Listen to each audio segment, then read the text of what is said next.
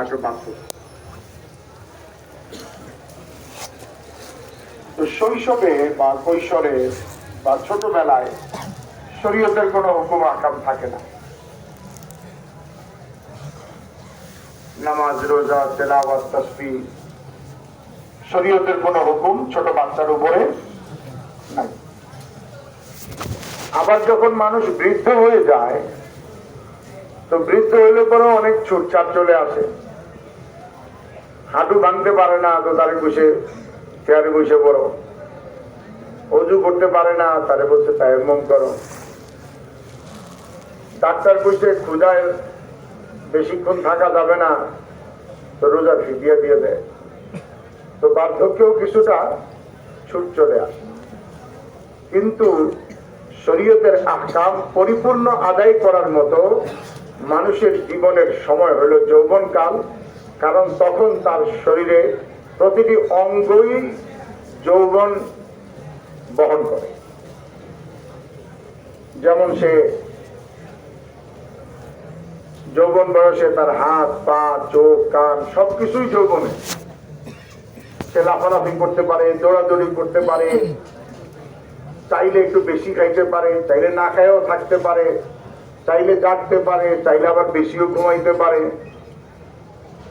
এই জন্যই রাসূলুল্লাহ সাল্লাল্লাহু আলাইহি ওয়াসাল্লাম ওই হাদিসের মধ্যে সর্বপ্রথম এই কথাটা বলছেন, ইগতানিম খামসান ক্বাবলা খামসিন, 5 জিনিসকে তুমি গনিমত মনে করো, সুযোগ মনে করো, 5 জিনিস আসার আগে আগে।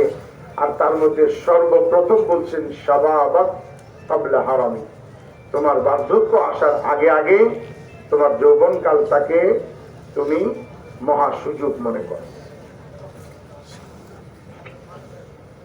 इसी तरह क़यामत में जब हमारा अकीदा है ना कि क़यामत में दोबारा उठाया जाएगा, मरने के बाद जिंदगी है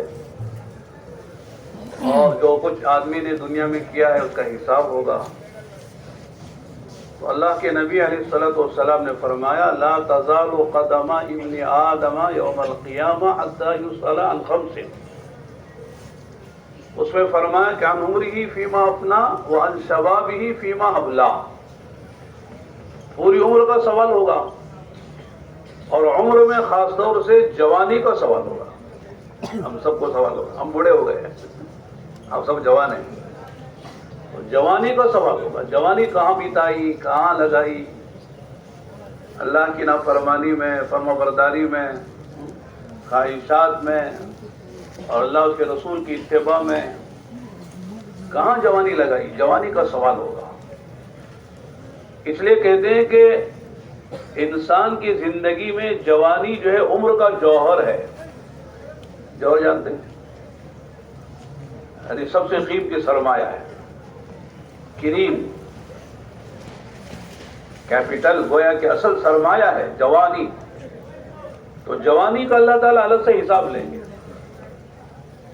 तो मालूम है कि जवानी का जो जमाना है बड़ा कीमती है, इसको बचाना है, इसको जाय नहीं करना है।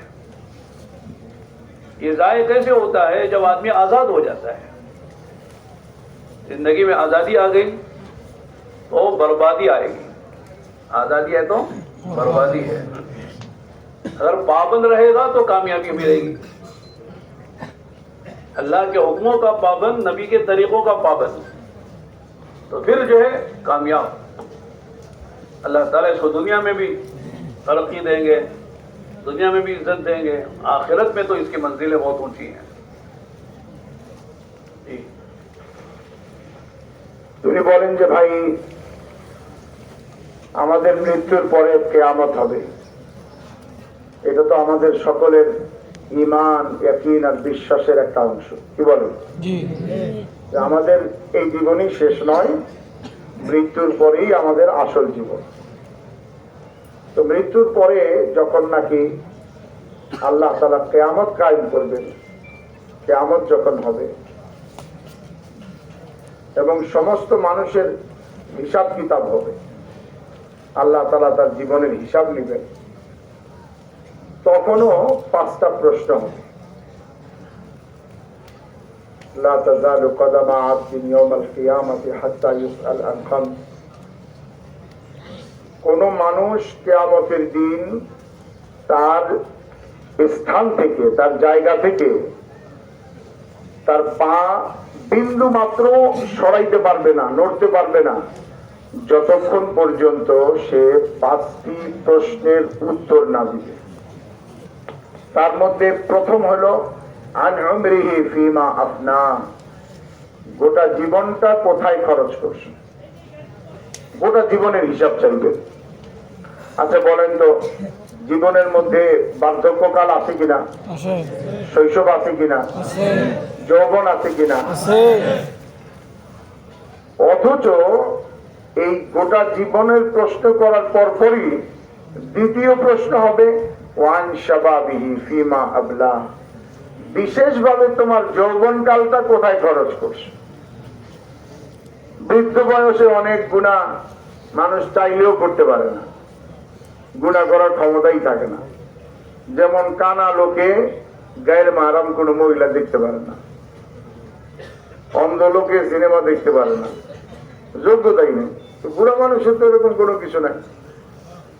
উনি বললেন যে আমি তো বুড়া হয়ে গেছি, আপনারা জোয়ান সবাই, আপনাদের যৌবনকাল চলতেছে, তো এই যৌবনকাল সম্পর্কে পৃথকভাবে জিজ্ঞাসা করবে ওয়ান শাবাবিহি ফিমা আবলা, গোটা যৌবনকালটা কোথায় কাটাইলা।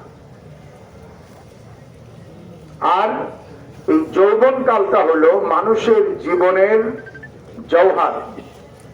এমনি জওহার মানে অলংকার, কিন্তু জওহারের আসল মর্মার্থ হলো যে এটা হলো মানুষের পুঁজি, পুঁজি তার মায়া বলছেন উনি, যে এটা হলো মানুষের জীবনের একটা পুঁজি। একটা মানুষ ঈমান আমল যদি দুনিয়াতে কামাই করতে চায় তো শৈশবে পারবে না, কারণ হুকুম নাই, বার্ধক্যে পারবে না, কারণ শরীর নাই। কামাই করার মোক্ষম সময়টাই হলো তার যৌবনকাল। এই জন্য উনি বলছেন যে এই যৌবনকালটা হলো মানুষের জীবনের একটা গুরুত্বপূর্ণ সময়, যখন সে কি করতে পারে, এটাকে কাজে লাগায় কিছু অর্জন করতে পারে। কিন্তু এই টাইমটা, এই যৌবনকালটা নষ্ট হয়ে যায় কিভাবে? আজাদি অর্থাৎ স্বাধীনতার দ্বারা। যখন কেউ নিজেকে নিজে স্বাধীন মনে করে, যা মন চাইলাম তাই দেখলাম, তাই বললাম, তাই খাইলাম, তাই করলাম, এই স্বাধীন চেতা যদি কেউ হয়, এই স্বাধীন চেতা হওয়াটাই যৌবনকাল নষ্ট হওয়ার প্রধান উপকরণ। যৌবনকালটাকে কাজে লাগাইতে হলে পাবন্দ হইতে হবে। পাবন্দ, পাবন্দ মানে হলো শৃঙ্খলিত হইতে হবে। আমার হাত পা, আমি যদিও দেখা যায় যে খোলা, শেকল বাঁধা নয়, কিন্তু মনে করতে হবে যে আমার হাত পা আল্লাহ ও তার রসুলের কাছে শৃঙ্খলিত, শেকল বাঁধা। আমি যা চাই তা করতে পারবো না, আমাকে আল্লাহ ও তার রসুলের হুকুম অনুযায়ী চলতে হবে, যা বারণ করেছেন তার থেকে ফিরে থাকতে হবে, তাহলেই যৌবনকালটা কাজে লাগবে। हदीस में आता है, अल्लाह के नबी अलैहिस्सलाम ने फरमाया कि क़यामत का दिन होगा, नफ्सी नफ्सी का आलम होगा। हर आदमी अपने अपने आमाल के एतबार से पसीने में डूब रहा होगा। कोई टखनों तक, कोई घुटनों तक, कोई कमर तक, कोई गले गले तक, कोई साया नहीं होगा। सूरज सवा नेज़े पर होगा। जब हजारों मील दूर है, लाखों मील, तो इतना गर्मी है, सवा नेज़े पे कितनी गर्मी होगी, जमीन तांबे की हो जाएगी, तो आदमी परेशान होगा, कहीं साया नहीं मिलेगा। फरमाया कि उस दिन 7 किस्म के इंसानों को अल्लाह अपने अर्श के साए में जगह देंगे। उनमें नौजवान है ये, जिन्होंने जवानी की हिफाजत की है। शाबुन नशअ फी इबादतिल्लाह, कि वो नौजवान जिन्होंने अपनी जवानी की परवान, जवानी गुजारी है अल्लाह की इबादत में, आजादी में नहीं, अल्लाह की इबादत में। तो जो अपनी जिंदगी में इबादत को दाखिल करेगा, मस्जिद से ताल्लुक रखेगा, अल्लाह ताला उसे अपने अर्श का साया नसीब फरमाएंगे। जबकि सारे दुनिया के इंसान जो है परेशान हो गए, कोई साया नहीं होगा। लिहाजा नौजवानों से कहा, गोया कि ये सुनाकर आपने दावत दी है, ऐ नौजवानों अपनी जवानी को बर्बाद न करो, अपनी जवानी की हिफाजत करो और उन जवानों में शामिल हो जाओ, उस जवान का मिज़दाक बन जाओ। शाबुन नशा फी इबादतिल्लाह, कि वो नौजवान जिसको मस्जिद में राहत मिलती हो। बात वो है जो पार्कों में उनको खुशी आती है, खेलकूद में खुशी है, होटलों में खाने में, दोस्तों में रहने में उनको मजा आता है। और कुछ नौजवान हैं जिनको मस्जिद में मजा आता है, नमाज पढ़ने में मजा आता है, अल्लाह के पाक कलाम की तिलावत में मजा आता है, अल्लाह के सामने हाथ उठा के रोने में मजा आता है। फरमाया कि वो नौजवान बनोगे तो क़यामत के दिन अल्लाह ताला अपना अर्श का साया नसीब फरमाए। अल्लाह ताला हम सबको उन खुश नसीबों में शामिल फरमा दे, आमीन। বলেন যে হাদিসে পাকের মধ্যে আছে কিয়ামতের দিন এমন এক পরিস্থিতি হবে যেটা না আমরা এখন বর্ণনা করতে পারবো না, বুঝতে পারবো কেমন পরিস্থিতি হইতে পারে। যে প্রত্যেক মানুষই নফসি নফসি করবে, নিজেকে বাঁচাইবার চেষ্টা করবে। সবাই সবাইকে ভুলে যাবে, মা বাপ ভুলে যাবে, অস্বীকার করে বসবে, নিজেকে বাঁচাবে। মানুষ তার অপরাধের কারণে, গুনার কারণে কেউ তার টাকনো, কেউ তার হাঁটু, কেউ তার কোমর, কেউ তার হাসুলি পর্যন্ত ঘামের মধ্যে ডুবন্ত থাকবে।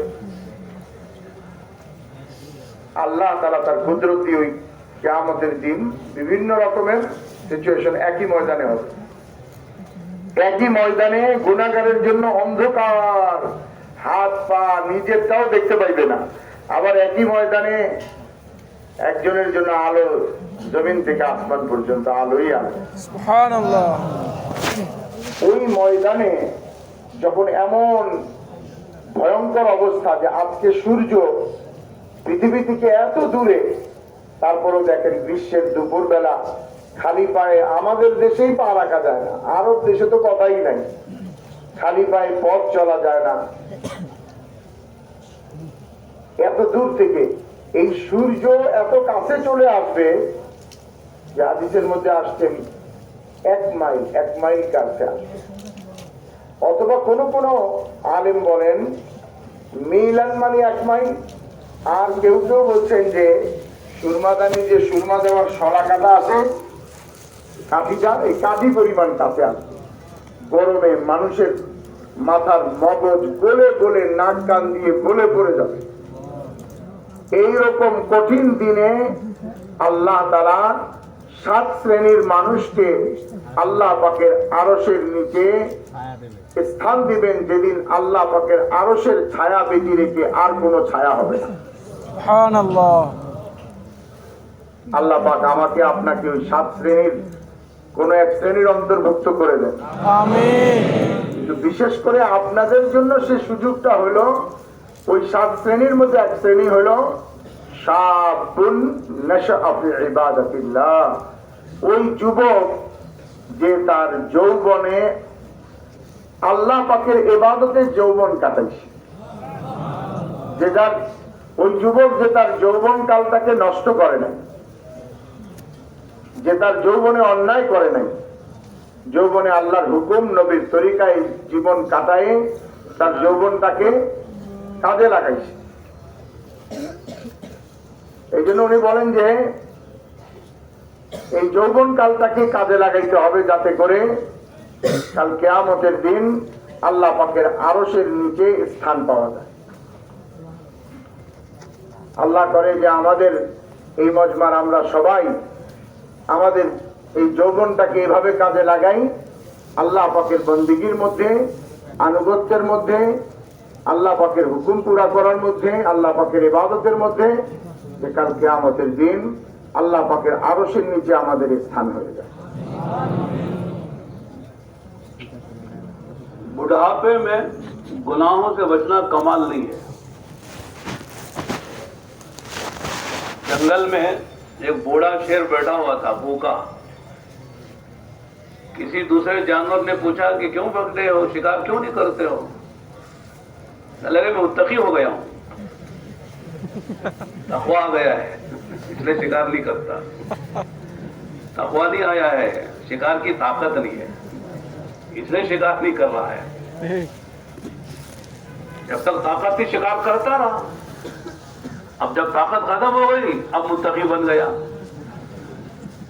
तो वो तकवा काम का नहीं है। बुढ़ापे में सब मुत्तकी बन जाते हैं, जवानी में मुत्तकी बनना ये असल कमाल की बात है। एक आदमी है नाबीना, नाबीना जानते हैं, जिसका आंख नहीं है, देखता नहीं है। उसने कहा कि भाई 40 साल मेरी जिंदगी के हो गए लेकिन मैंने किसी गैर महरम को नहीं देखा। क्या बोलेंगे आप? हंसेंगे नहीं? अंधा कहीं का, मुझे अपनी बीवी को नहीं देख सकता, तू अपनी बच्ची को नहीं देख सकता, नामहरम को कहां से देखेगा? आंखों का अंधा है। अगर वो कहता है कि मैंने गैर महरम को नहीं देखा तो कोई कमाल नहीं है। हाँ, कोई नौजवान कहे 40 साल का, 45-35 साल का कि अल्हम्दुलिल्लाह जैसे मैंने होश संभाला है किसी गैर महरम पर मैंने निगाह नहीं डाली है, और जब पड़ गई तो फौरन नीचे कर ली है और इस आयत पर अमल किया है। कुल लिल मुमिनीना यगुज़्ज़ू मिन अबसारिहिम व यहफ़ज़ू फुरूजहुम, कहो ईमान वालों से निगाह नीचे करो, अपनी शर्मगाहों की हिफाजत करो। तो निगाह वाला कहता है, देखने वाला, कि मैंने 35 साल 40 साल पूरी जिंदगी में किसी गैर महरम को नहीं देखा, तो वो कमाल की बात है, वो तकवा है। तो जवानी में जो है आदमी के ख्वाहिशात बहुत होते हैं, बोलना, देखना, सुनना, उछलना, कूदना, गैर महरम को देखेंगे। लेकिन आदमी ने निगाहों की हिफाजत की, इसलिए कि मैं मुसलमान हूं ना, अल्लाह के कलाम पर हमारा ईमान है। अल्लाह ने मुझे हुक्म दिया है, कुल लिल मुमिनीना यगुज़्ज़ू मिन अबसारिहिम, मैं ईमान वाला हूं। नबी से कहा जा रहा है ईमान वालों से कहो निगाह नीचे करें। अगर मैं मोमिन हूं तो निगाह नीचे कर लेना चाहिए, अगर मोमिन नहीं हो तो देखो, दुनिया भर को देखो।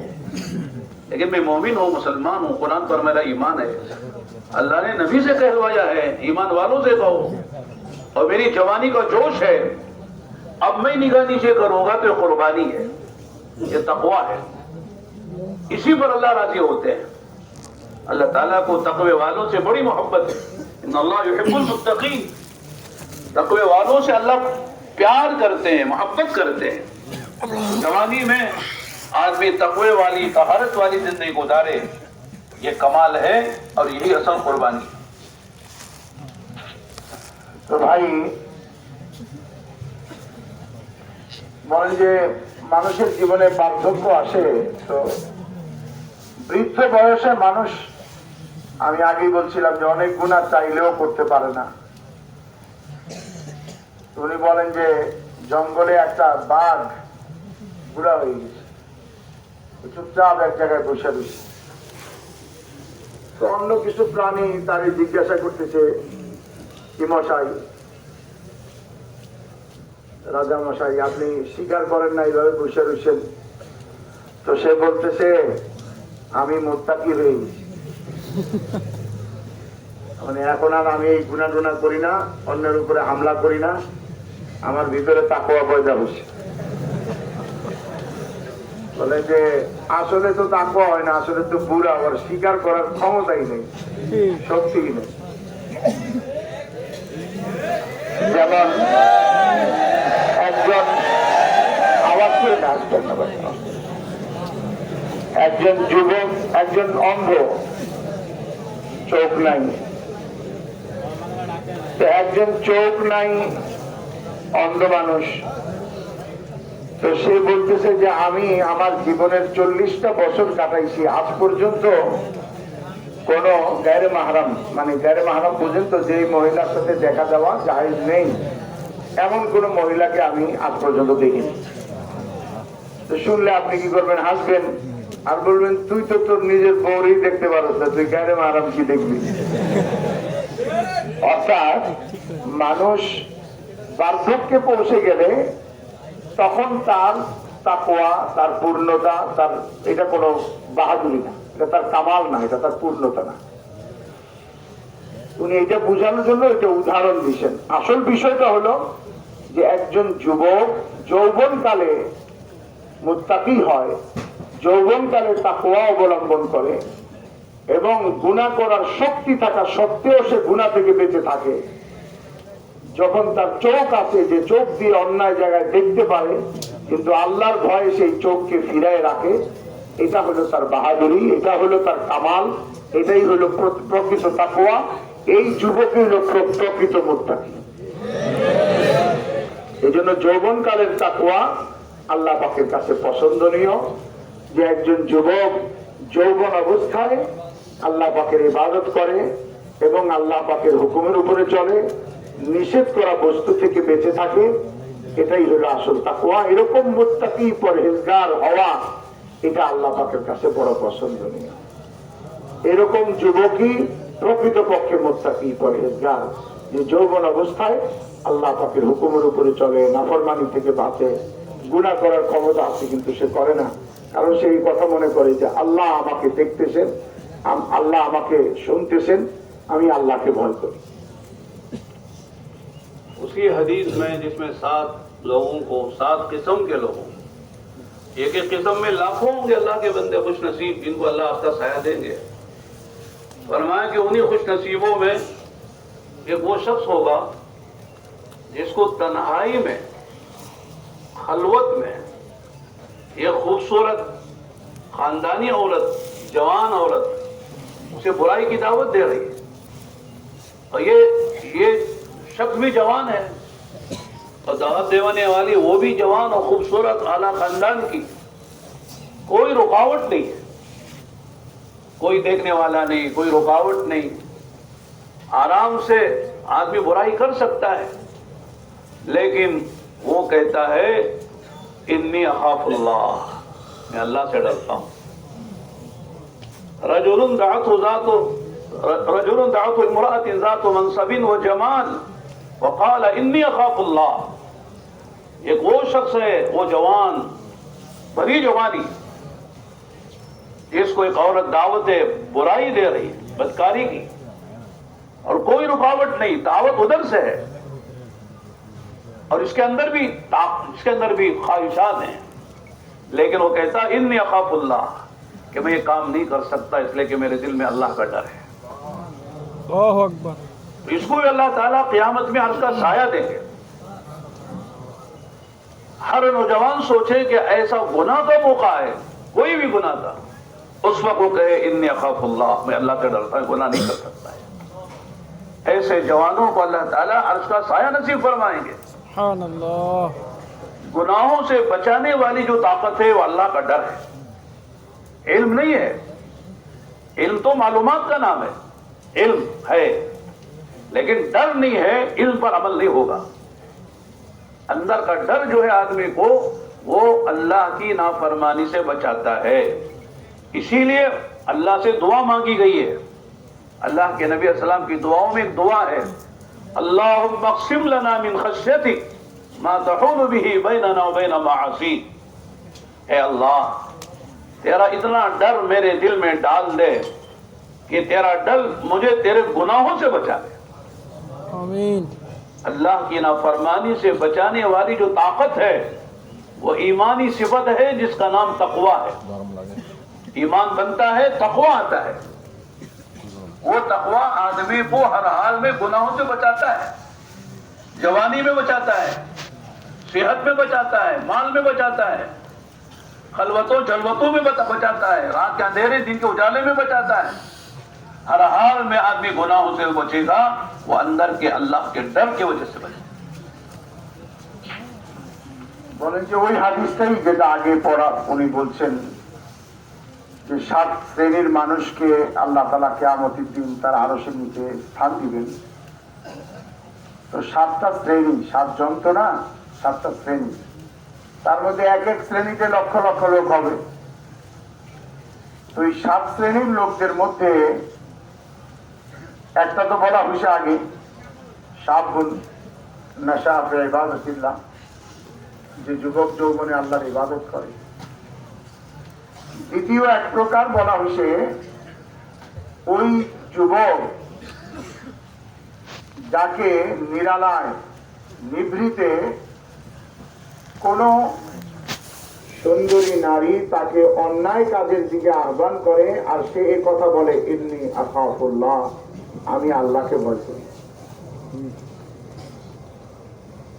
রাজুলুন দাআতহু মারআতু যাতু মানসাবিন ওয়া জামালিন, এমন ব্যক্তি যাকে কোনো মহিলা অন্যায় কাজের দিকে আহ্বান করে আর সে মহিলা যাতু মানসাবিন ওয়া জামালিন, কোন ভালো বংশের এবং সুন্দরী, এবং সেখানে কোনো বাধাও নাই।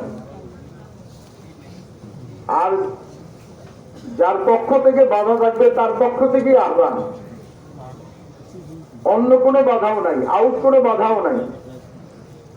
ওই সময় ওই যুবক যদি বলতে পারে, ইন্নী আখাফুল্লাহ, আমি আল্লাহকে ভয় করি, এই হইল মুত্তাকি। এই হইল মুত্তাকি। মোটা জামা পড়ছে, মোটা কিছু পড়ছে, বড় পাগড়ি পড়ছে সে নয়, এই যুবক হইল মুত্তাকি, পরহেজগার। তো আমাদেরকে এতটুকু ঈমান অর্জন করতে হবে যে ঈমান আমার ভিতরে তাকওয়া পয়দা করে, যে ঈমান আমার ভিতরে আল্লাহ পাকের ভয় পয়দা করে, আর যে ভয় দ্বারা আমি কি করতে পারি, আল্লাহ পাকের নাফরমানি থেকে বেঁচে যেতে পারি। এইরকম যুবকের কথাই বলা হয়েছে কাল কিয়ামতের দিন কঠিন মুহূর্তে আল্লাহ পাক আরশের নিচে তাকে স্থান দিবেন, জায়গা দিবেন, আর আরশের ছায়ায় তাকে আল্লাহ তাআলা রাখবেন। সুবহানাল্লাহ। এমনি ভাবে ঈমান এরকম বানানো যে ঈমান আমাকে প্রত্যেক গুনাহ থেকে বাঁচায় দেয়। যে কোনো গুনাহ, যে কোনো নাফরমানির ক্ষেত্রে এই কথা আমাকে মনে করায় যে আমি আল্লাহকে ভয় করি, আল্লাহ তো দেখতেছেন, আল্লাহ তো দেখতেছেন। তাহলে কি হবে, এরকম ঈমান দ্বারা, এরকম তাকওয়া দ্বারা গুনাহ থেকে বাঁচা যাবে। আল্লাহ রাসূল দোয়াও শিখাইছেন যে আল্লাহ আপনি আমাকে এরকম ঈমানে শক্তি দান করেন যে শক্তি আমাকে গুনাহ থেকে, নাফরমানি থেকে ফিরায়।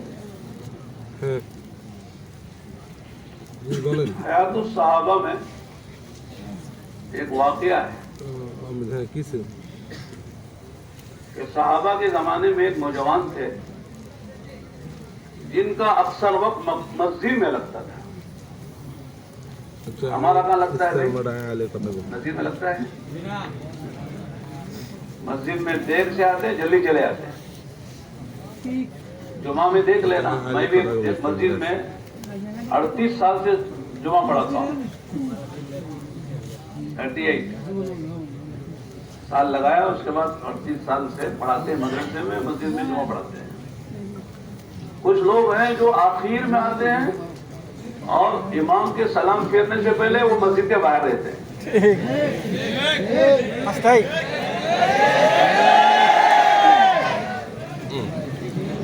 एक सलाम इमाम के साथ, दूसरा सलाम मस्जिद के बाहर।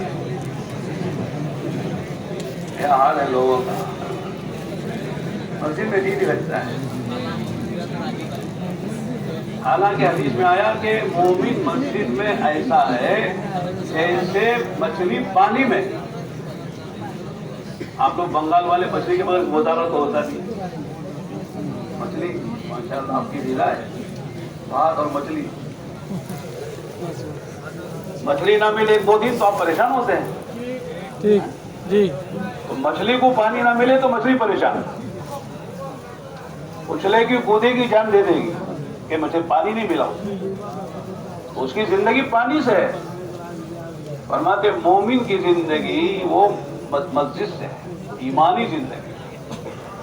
मादी जिस्मानी जिंदगी तो बाजारों से है, लेकिन ईमानी जिंदगी मोमिन की वो मस्जिद से है। इसलिए दिन में 5 मरतबा बोलाते हैं, हय्या अलस सलाह, हय्या अलस सलाह, हय्या अलल फलाह, حی علی الفلاح، آؤ نماز کے لیے۔ کامیابی یہاں ہے اللہ کے گھر میں، اللہ کے فریضے کو حکم کو ادا کرنے میں آ جاؤ۔ وہ جوانوں آ جاؤ، وہ قاضروں آ جاؤ، وہ ملازم آ جاؤ، وہ حاکموں آ جاؤ، وہ سب آؤ اللہ کے گھر میں آؤ، کامیابیاں ملے۔ حضرت سعید بن المسیب ایک تابعی ہیں، وہ کہتے ہیں کہ الحمدللہ 20 سال سے میں نے مسجد کے باہر اذان نہیں سنی۔ کیا مطلب ہے؟ اذان سے پہلے مسجد میں ہوتے تھے، ہمارے ایک دن بھی نہیں گزرتا کہ صاحب 5 وقت کی نمازیں ایسے پڑھ لیں کہ صاحب ہم مسجد میں اذان سے پہلے آ جائیں۔ 20 سال گزارے لیکن اذان سے پہلے مسجد میں،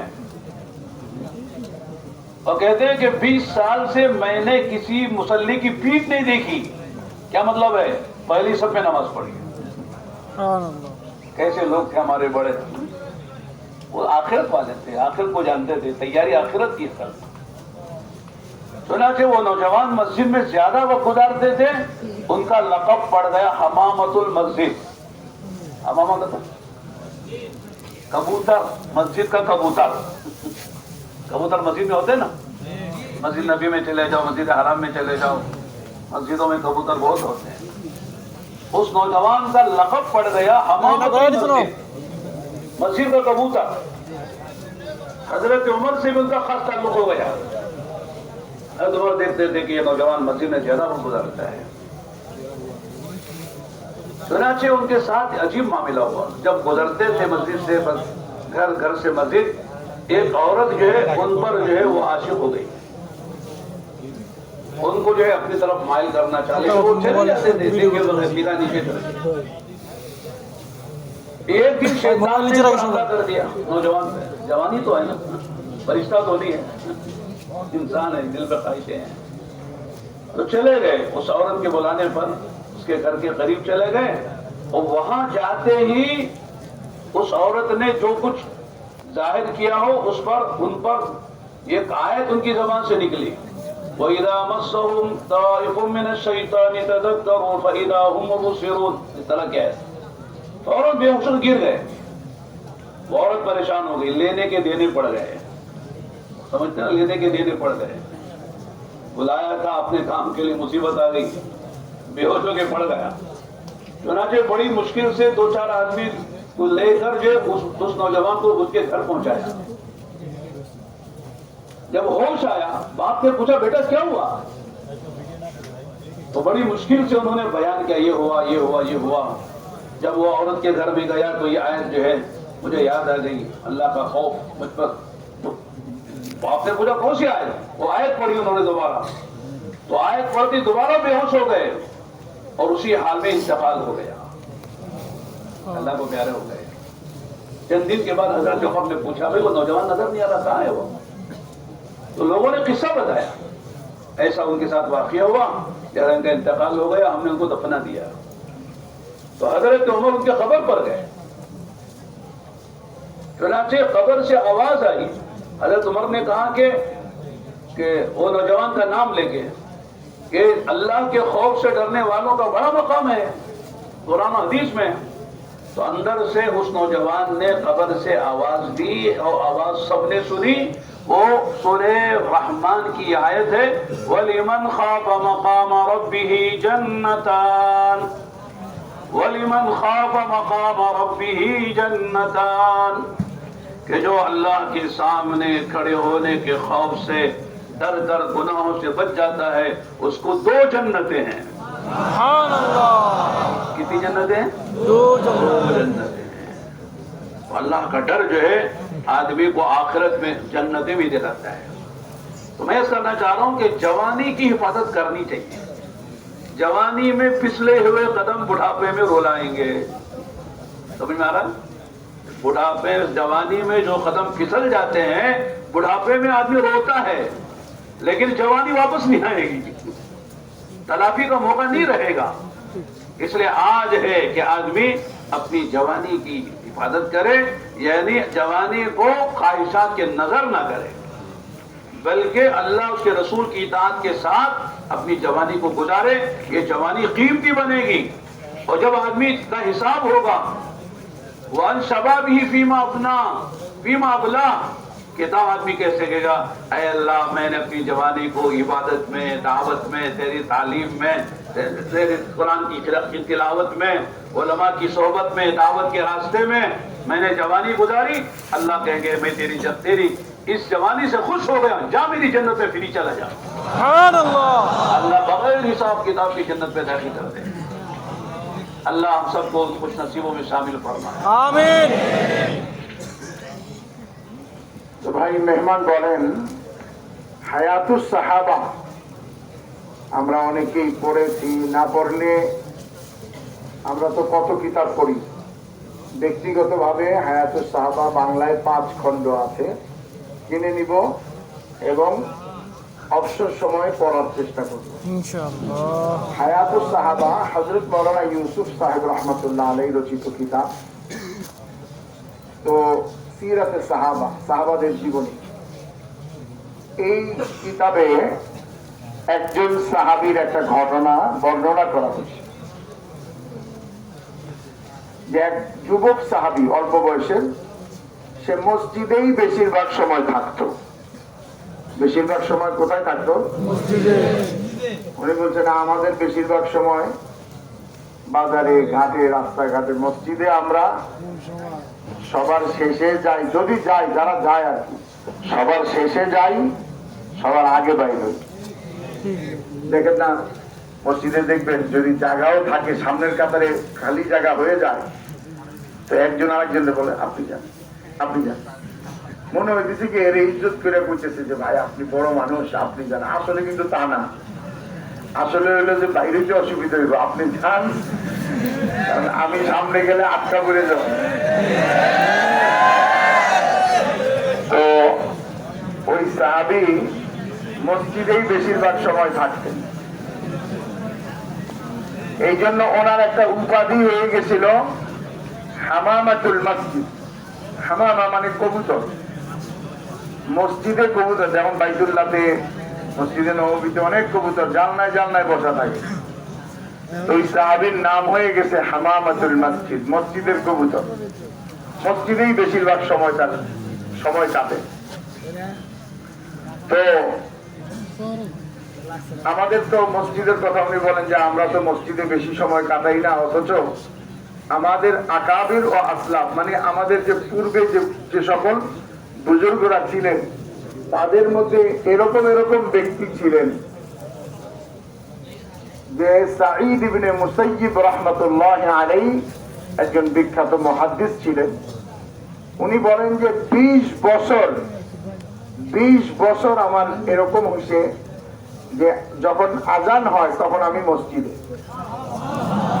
মানে আজান দেওয়ার পরে যাই নাই। জোহরের নামাজে গেছি, আজান দিছে, তখন আমি কোথায়? আমি আগেই মসজিদে ঢুকছি। ফজরের নামাজের আজান হয়েছে, এটা আমি মসজিদে আগেই ঢুকছি। এরকম 1 দিন 2 দিন আর এক চিল্লা না, কতদিন? 20 বছর। 20 বছর। আচ্ছা ঢুকছি তো ঢুকছি, তাও আবার কি অবস্থা? বলছে এই 20 বছরে কোনো মুসল্লির ভিড় দেখি নাই।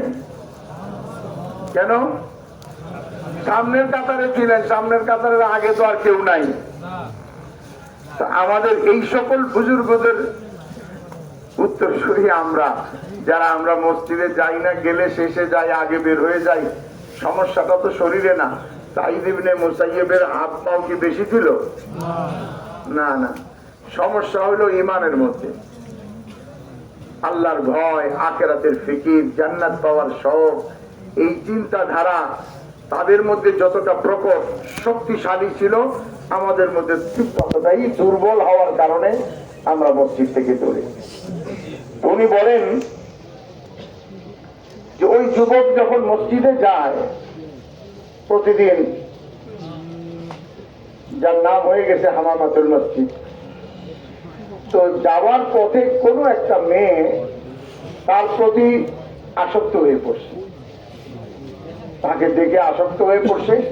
তো প্রতিদিন তাকে খুব বিরক্ত করে, বিরক্ত বলতে তাকে অন্যায় কাজের দিকে ডাকে, কথা বলতে চায়, কিন্তু এই যুবক মাথা নিচু করে, চোখ নিচু করে চলে যায়, কখনো কথা বলে না। কিন্তু যাই হোক, সাহাবী ছিলেন কিন্তু মানুষ তো ছিলেন, রক্তে মাংসে গড়া মানুষ তো ছিলেন। এই জন্য উনি একদিন হঠাৎ করে তার এই ফাঁদে পড়ে তার কথা ডাকে সাড়া দিয়ে তার কাছে চলে গেছে। তো তার কাছে যখন চলে গেছে কথাবার্তা বলতে গিয়ে হঠাৎ করে কোন অন্যায় কাজ বলার পরে বা কথাবার্তা ফাঁকে তার কোরআনে পাকের একটা আয়াত মনে পড়ছে, وَإِذَا مَسَّهُمْ طَائِفٌ مِّنَ الشَّيْطَانِ تَذَكَّرُوا فَإِذَا هُمْ مُبْصِرُونَ। যখন শয়তানের কোন স্পর্শ তাদের মানে শয়তানের ধোঁকা যখন লেগে যায়, তাযাক্কারু, আর যখন তার এই কথা স্মরণ হয় তখন সেটা থেকে ফিরে আসে, সে যেন আল্লাহকে দেখে। তো সে যখন এই আয়াত তার মনে পড়ছে, এখন এই মেয়ে চিন্তা করছে, আরে এই তো ভালো বিপদ, এই তো ডাইগাই না, বিপদে পড়ে গেলাম, কি করা যায়? তাড়াতাড়ি করে 2-4 জনকে ডাকছে, তার পরিচিত বলছে, ভাই কোনো মতে এর ধৈরা এর বাসার সামনে ফেলাই তুই আসো, মানে আমি তো শেষে বদনামও হবে, বিপদেও করবো। তো কয়েকজনে মিলে তাকে তার বাসার সামনে নিয়ে রেখে আসে। যাই হোক, এক সময় তার জ্ঞান ফিরছে। তো তার বাবা তাকে জিজ্ঞাসা করছে, আব্বু কি হয়েছে তোমার, কি হয়েছিল, তুমি বেহুশ হয়ে গেলা?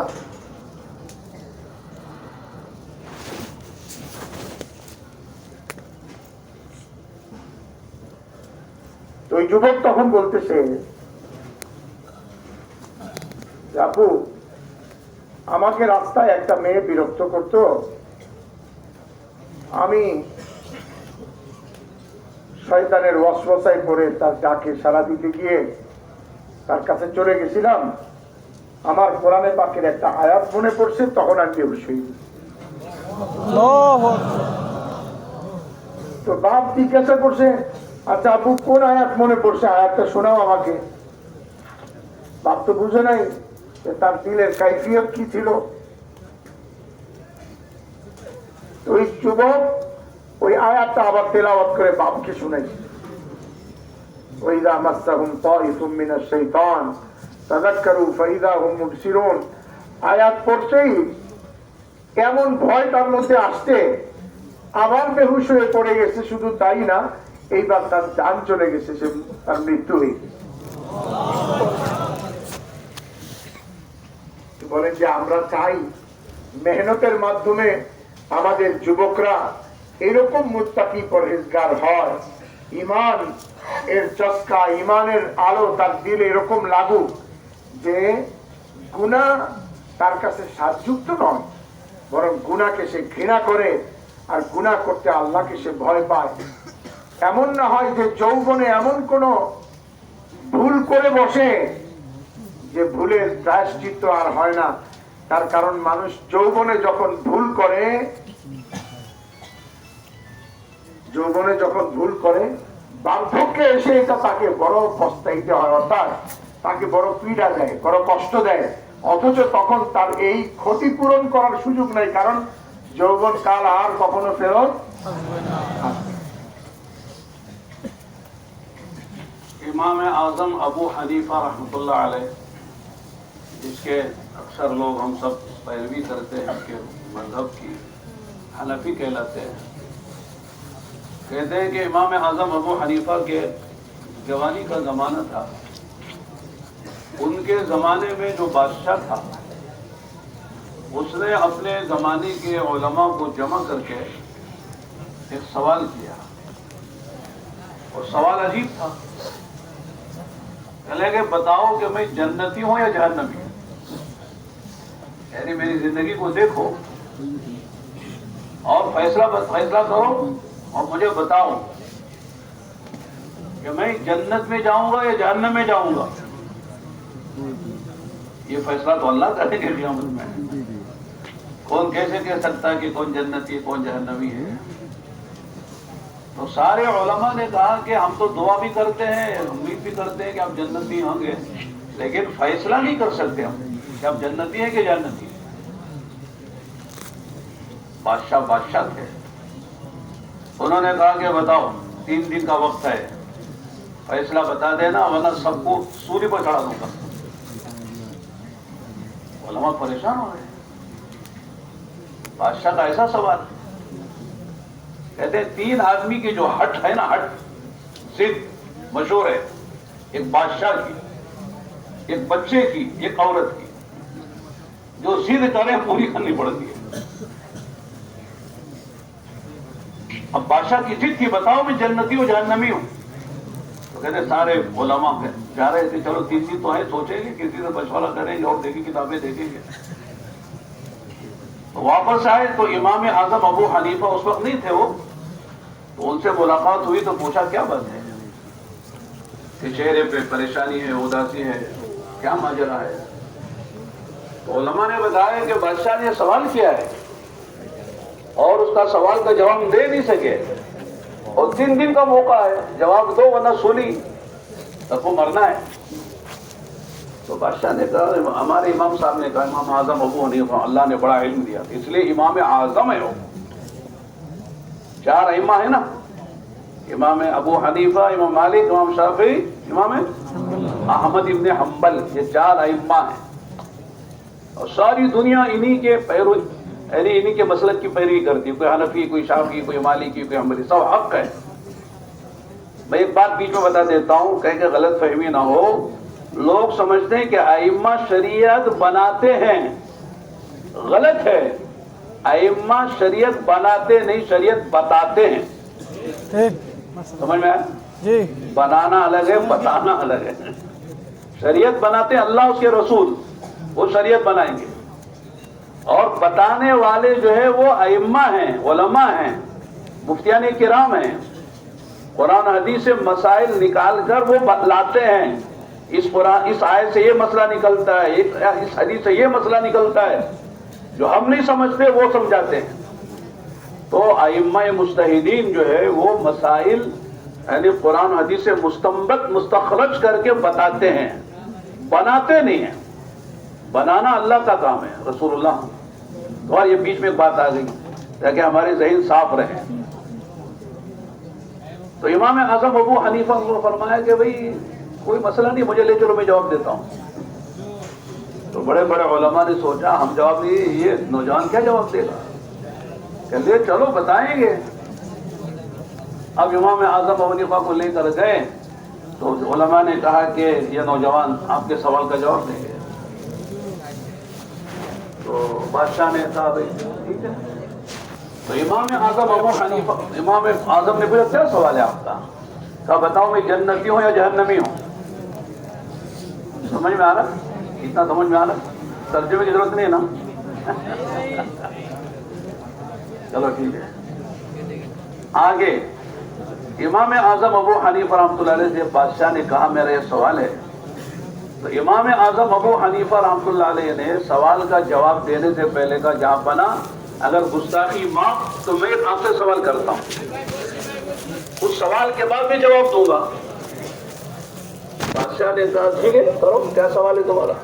कहा जहाँ बना ये बताइए कि आपको कभी जिंदगी में अपने गुनाहों को याद करके अल्लाह के सामने खड़ा होना है, हिसाब किताब देना है, ये सोच कर डर कर आपको रोना आया है, आंखों से आंसू निकले हैं? तो बादशाह ने कहा कि एक मर्तबा नहीं, सैकड़ों मर्तबा ऐसा हुआ है।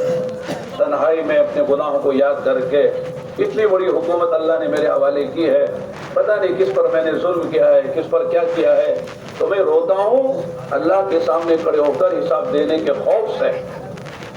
तो इमाम आज़म अबू हनीफा रहमतुल्लाह अलैह ने फरमाया फिर आप जन्नती हैं। आप जन्नती हैं। लेकिन बादशाह था वो। ठीक है आपकी बात को अल्लाह मुबारक करे, लेकिन दलील तो दो ना, हुज्जत दलील कुरान हदीस से दो, तब इत्मीनान हो मुझे। तब इमाम आज़म अबू हनीफा रहमतुल्लाह अलैह ने सूरह नाज़िआत की आयत पढ़ी, व अम्मा मन खाफा मकाम रब्बिही व नहा नफ्स अनिल हवा फइन्नल जन्नत हियल मअवा। व अम्मा मन खाफा मकाम रब्बिही, वनहन नफ्स अनिल हवा फइन्नल जन्नत, कि जो आदमी अल्लाह के सामने खड़े होने के खौफ से डरता है और रोता है और अपने आप को नफसानी ख्वाहिशात से रोक लेता है, कुरान कहता फइन्नल जन्नत हियल मावा, कि जन्नत ही उसका ठिकाना है, जन्नत उसका जाना यकीनी है। तो इसलिए मैं सुना रहा हूँ कि बादशाह भी अगर बादशाहत में रहकर अल्लाह से डरता है वो भी जन्नत में जाएगा। আচ্ছা, আগে আমার একটু ছুটে গেছে, আগে ওইটা বলে নেই। আগের বার ওই যুবকের ঘটনার মধ্যে একটা অংশ ছুটে গেছে, সেটা হলো এখন যখন উনি আয়াত করছে তখন আমার মনে পড়ছে ওই যুবকের সাথে হযরত ওমরের ভালো সম্পর্ক ছিল। তো হযরত ওমর রাদিয়াল্লাহু তাআলা আনহু যখন ওই যুবককে দেখতেছিলেন না যে মসজিদের কবুতর কই, মানে ও কই, তো কেউ একজন বলছে যে ওই ছেলের তো ইন্তেকাল হয়ে গেছে, এবং পুরো ঘটনা হযরত ওমরকে শুনাইছে। ভাই পিছনে যারা আছে তারা মেহরবানি করে, শীতের দিনই তো আছে, ফ্যান না থাকলেও মানে গরমের মতো গরম তো না, একটু আগে আসেন আর মেহরবানি করে এখন আর কেউ উঠে চলে যায় না। হাতি বদনার নাল দিয়া বাইরে গেছে, লেঞ্জা কি আটকা পড়ে, কি বলে হাতি গেছে গা, তো লেঞ্জা কেমনে আটকা পড়ে, মানে এত সময় পার হয়ে গেছে আর অল্প একটু রয়ে গেছে, এখন উঠে যাওয়াটা বোকামি না? এই জন্য কেউ না যায়, একটু আগে আসে ঈশান। তো হযরত ওমর রাদিয়াল্লাহু তাআলা আনহু ওই যুবকের কবরস্থানে গেছে, কবরের কাছে গেছে, আর ওই যুবকের কাছে গিয়ে হযরত ওমর রাদিয়াল্লাহু তাআলা আনহু তাকে জিজ্ঞাসা করছে যে তোমার কি অবস্থা, মানে আল্লাহ তাআলা তোমার সাথে কি ব্যবহার করলেন। তো ওই যুবক কবরের ভিতর থেকে বলছে এবং আল্লাহ তাআলা উপস্থিত সকলকে শোনাই দিছে যে ওই যুবক তখন আয়াত করে বলছে ওয়ালিমান খাফা মাকাম রাব্বিহি জান্নাতান, আমার আল্লাহ বলছেন যে আল্লাহকে ভয় করে আল্লাহ তাআলা তাকে দুইটা জান্নাত দিবেন। আল্লাহ আমাকে আপনাকে আল্লাহর ভয় দান করেন। এরপরে তিনি পরবর্তী ঘটনা যেটা বলছেন, আমরা ইমামে আবু হানিফা রাহিমাহুল্লাহ চারজন ইমামের একজন, আমরা যার অনুসারী, আমরা নামাজ পড়তে গিয়ে যে সকল মাসাইল বা আমাদের জীবনের যে সকল মাসাইলের ব্যাপারে যাকে অনুসরণ করি তিনি হলেন ইমাম আবু হানিফা রাহমাতুল্লাহ আলাইহি। চারজন ইমাম আছে, ইমাম মালিক, ইমাম শাফিঈ, ইমাম আহমদ ইবনে হাম্বল, ইমাম আবু হানিফা। চারজন হক, চারজন হক, চারজনই সত্য, চারজনের মাসলাই ঠিক। হ্যাঁ, তবে ওই মানুষ ঠিক না যে সুবিধাবাদী পার্টি, কখনো এনে কখনো এনে, এটা ঠিক না। যে কোনো একজন ইমামকে মেনে চলতে হবে, চারজন ইমামই হক। এবং অনেকে মনে করে, উনি বলছেন যে অনেকে মনে করে যে আইন মারা বোধহয় মাসলা তৈরি করেন। না না না, ওনারা মাসলা তৈরি করেন না। সমকালীন কোন মাসআলা যদি আসে যেটার সুস্পষ্ট বর্ণনা কোরআন হাদিসে স্পষ্ট নাই, তো ওনারা ওনাদের ইলমের আলোকে কোরআন এবং হাদিস থেকে ইস্তেমবাদ করেন, বের করেন, তার সাথে যুক্তির নিরিখে কিয়াস দ্বারা, হাদিস দ্বারা ওইটাকে প্রমাণ করেন, অর্থাৎ শরীয়তের ইলমটাকে ওনারা আমাদের কাছে প্রকাশ করেন, বলে দেন। কিন্তু শরীয়তটা বানান না। শরীয়ত কার বানানো? আল্লাহর বানানো। আচ্ছা, যাই হোক, এটা মধ্যবর্তী একটা প্রাসঙ্গিক কথা ছিল। তো ইমাম আবু হানিফা রাহমাতুল্লাহ আলাইহি ইমামদের মধ্যে সবচেয়ে বড়, এই জন্য ওনার লকবই হলো ইমামে আযম, সবচেয়ে বড় ইমাম। খুব জহিন, মেধাবী, তীক্ষ্ণ বুদ্ধি সম্পন্ন ছিলেন ছোটবেলা থেকেই। তো ওনার জামানাতে ওই জামানাতে যে বাদশা ছিলেন, সে বাদশা ওলামাদেরকে ডাকছেন, ডাইকা বলছেন আমি কি জান্নাতি না জাহান্নামী, এটা বলো। ওলামা একটু বলছেন যে এটা কি আপনার কম, আমরা দোয়া করি আল্লাহ আপনাদের জান্নাতে নেক, অনেক দোয়া করি আপনার জন্য, সবকিছু ঠিক আছে, কিন্তু জান্নাত জাহান্নামের ফয়সালা তো আল্লাহ করবে, এটা আমরা কেমনে কমু?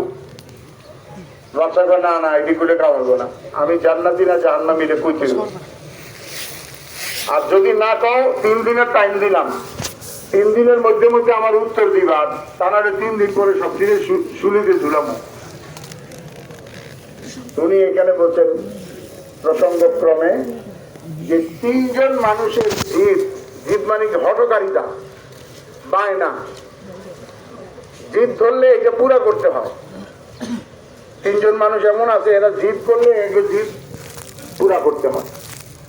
এক জিদ হইল বাচ্চার জিদ, দ্বিতীয় হইল বাচ্চা, ছোট বাচ্চা, বায়না ধরলে দিতে হয়, নাহলে ঠান্ডা হয় না। আর 3 নম্বর হইল মেয়েলো। না মেয়েলো ভাই আপনারা হ্যাঁ কত দরকার নেই, কিন্তু আসলে যারা বিয়ে করছে তাদের জন্য, বিবাহিতদের জন্য। আপনাদেরও মহিলা আছে, আম্মা আছে, বোন আছে, কিন্তু আসলে এখানে মায়ের লোক দিয়ে বোঝানো হয়েছে বউ। কি বোঝানো হয়েছে?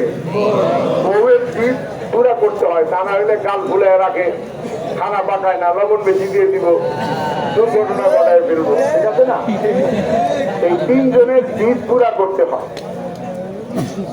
আর একজনের জিদ আছে, ওই জিদ যুক্তিসঙ্গত না, এই জন্য দুনিয়াতে আর একজন পয়দা হয়েছে, ওই একটা জিদ দোষ। যাই হোক, আচ্ছা এখন এটা যারা বুঝছে এরা বুঝছে। যাই হোক, 3 জনের জিদ পুরা করতে হয়। এখন বাচ্চা বলছে যে 3 দিনের মধ্যে আমার কথার উত্তর দিবা। ওলামা ইকরাম পেরেশান হয়ে গেছে, ভাই এটা কেমন কথা, কেমনে ঘুমো এটা? তো ইমাম আবু হানিফা রাহমাতুল্লাহ আলাইহি ওই মজলিসে তিনি ছিলেন না, তখনো পর্যন্ত তিনি অত সুপরিচিত, অত সুখ্যাতি তার হয় নাই। তো ওলামা ইকরাম উনি তখনও অন্যদের চেয়ে সিনিয়র ওলামা ইকরামরা ছিলেন ওইখানে। ইমাম আবু হানিফা রাহমাতুল্লাহ আলাইহির কথা কানে গেছে, উনি জিজ্ঞেস করছে, ভাই কি হয়েছে? বলে আরে দেখো তো বাচ্চা কি জিদ ধরছে। বাচ্চা যদি কইতো আমি সব তাহলে মেনে নিতাম, এত আমি সব আছি, কিন্তু বাচ্চা জিদ ধরছে জান্নাতি না জাহান্নামী এইটা কওয়া। ইমাম আবু হানিফা রাহমাতুল্লাহ আলাইহি বলছে, তাহলে আমারে নিয়ে যাও, আমি উত্তর দিব না। এটা কি বড় বড় ওলামা ইকরাম ছিল, কি উত্তর দেয় নাই, তুমি দিবা? বলে নিয়ে তো যাও আমারে। তো নিয়ে গেছে। 3 দিন যখন নিয়ে গেছে, নেওয়ার পরে সবাই বাচ্চারে বলছে যে এই বাচ্চা ইনশাআল্লাহ আপনার প্রশ্নের উত্তর দিবে। বলে আচ্ছা তাই নাকি? আচ্ছা বলো আমি জান্নাতি না জাহান্নামী? ইমাম আবু হানিফা রাহমাতুল্লাহ আলাইহি বলছে, বাচ্চা নামদার যদি কিছু মনে না করেন, আগে আমার একটা প্রশ্নের উত্তর দেন আপনি, তারপর আপনারটা আমি উত্তর দেব। বলে কি প্রশ্ন বলো? প্রশ্ন হলো, আপনি কি কখনো আখিরাতে আল্লাহর সামনে দাঁড়াইতে হবে এবং আপনার হিসাব কিতাব হবে, এই ভয়ে আপনার দিলের ভিতরে ভয়ের কারণে চোখ থেকে অশ্রু গড়ায় পড়ছে, এরকম ভীত সন্ত্রস্ত হয়েছেন? বাচ্চা কয় 1 বার 2 বার না, বহুবার হয়েছে। তার কারণ এত বড় রাজত্ব আমার হাতে, না জানি কার উপরে জুলুম করছি, না জানি কি হয়েছে। এই জামানার মতো তো না যে দেশ খাইয়া ফলাইবার পরেও কোনো ভয় নাই। তো ওই জামানার বাদশা ছিলেন, দিলে আল্লাহর ভয় ছিল। বলে এটা 1 বার 2 বার না, বহুবার হয়েছে। ইমাম আবু হানিফা রাহমাতুল্লাহ আলাইহি বলছে, আপনি জান্নাতি। এখন বাচ্চা তো বাচ্চা হয়, বাচ্চা বলতেছে, বুঝলাম তুমি আমার জান্নাতি বলছো, কিন্তু এই কথার রেফারেন্স দিতে হবে। এমনি করলে হবে না, এমনি করে বাচ্চা জায়গা তুমি তাহলে কাম হবে, যে রেফারেন্স দাও, আমি যে জান্নাতি এটা তুমি কেমনে কইলা? তখন ইমাম আবু হানিফা রাহমাতুল্লাহ আলাইহি সূরা ওয়ান-নাজিআত 30 নম্বর পারা শুরু হয় সূরা নাবা দিয়ে, তার দ্বিতীয় সূরাই হলো নাজিআত। এই সূরার শেষাংশে আছে وَأَمَّا مَنْ خَافَ مَقَامَ رَبِّهِ وَنَهَى النَّفْسَ عَنِ الْهَوَى فَإِنَّ الْجَنَّةَ هِيَ الْمَأْوَى। যে ব্যক্তি এই কথার ভয় করে আল্লাহর সামনে আমাকে দাঁড়াইতে হবে, এই ভয়ে তার নফসকে, তার প্রবৃত্তিকে সে গুনাহ থেকে বাঁচায় রাখে, তো তার ঠিকানা হবে জান্নাত। তো বাদশা এই রেফারেন্স পেয়ে খুশি হয়েছে যে হ্যাঁ তাহলে তো কথা ঠিক আছে। তো মেরে মোহতারাম আজিজ দোস্ত, প্রিয় ছাত্র ভাইরা, উনি যে কথা বলতেছিলেন যে সেই কথাটা হলো যে আমরা এরকম যুবক হই যে যুবকের দিলের মধ্যে আল্লাহর ভয় আসে, যে ভয়ে আল্লাহ 2 জান্নাত দিবেন, যে ভয়ে ঠিকানা জান্নাত হবে।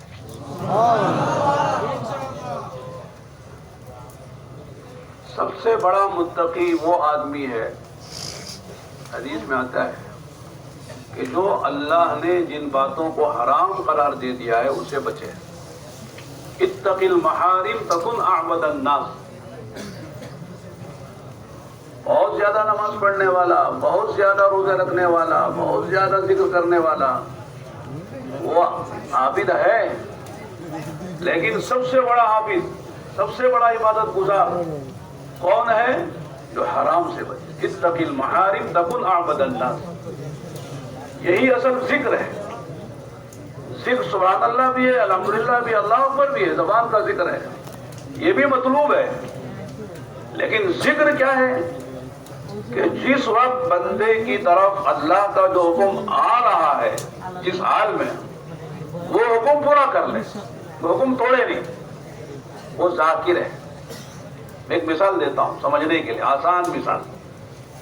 आप जा रहे थे, सामने से एक बेपर्दा औरत आ गई, आरियात, कासियात, माहिलात, मुमीलात का मिसबाह बन के। उस वक्त का जिक्र क्या है कि आदमी निगाह नीचे कर ले, देखे नहीं, नजर पड़ गई फौरन निगाह नीचे कर ले, ये वो जिक्र है, वो जाकिर बंदा है। लेकिन इसके मुकाबले में एक आदमी के हाथ में तस्बीह है और लड़की आ रही है, उसे देख रहा सुभान अल्लाह सुभान अल्लाह पढ़ रहा, देख रहा है, जाकिर नहीं, गाफिल है, धोखेबाज है। अल्लाह धोखे में नहीं आते हैं। हाथ में तस्बीह ना हो, ज़बान में सुभान अल्लाह ना हो, लेकिन निगाह नीचे होगी तो आप जाकिर हैं, वरना आदमी जो है ये धोखा दे रहा है।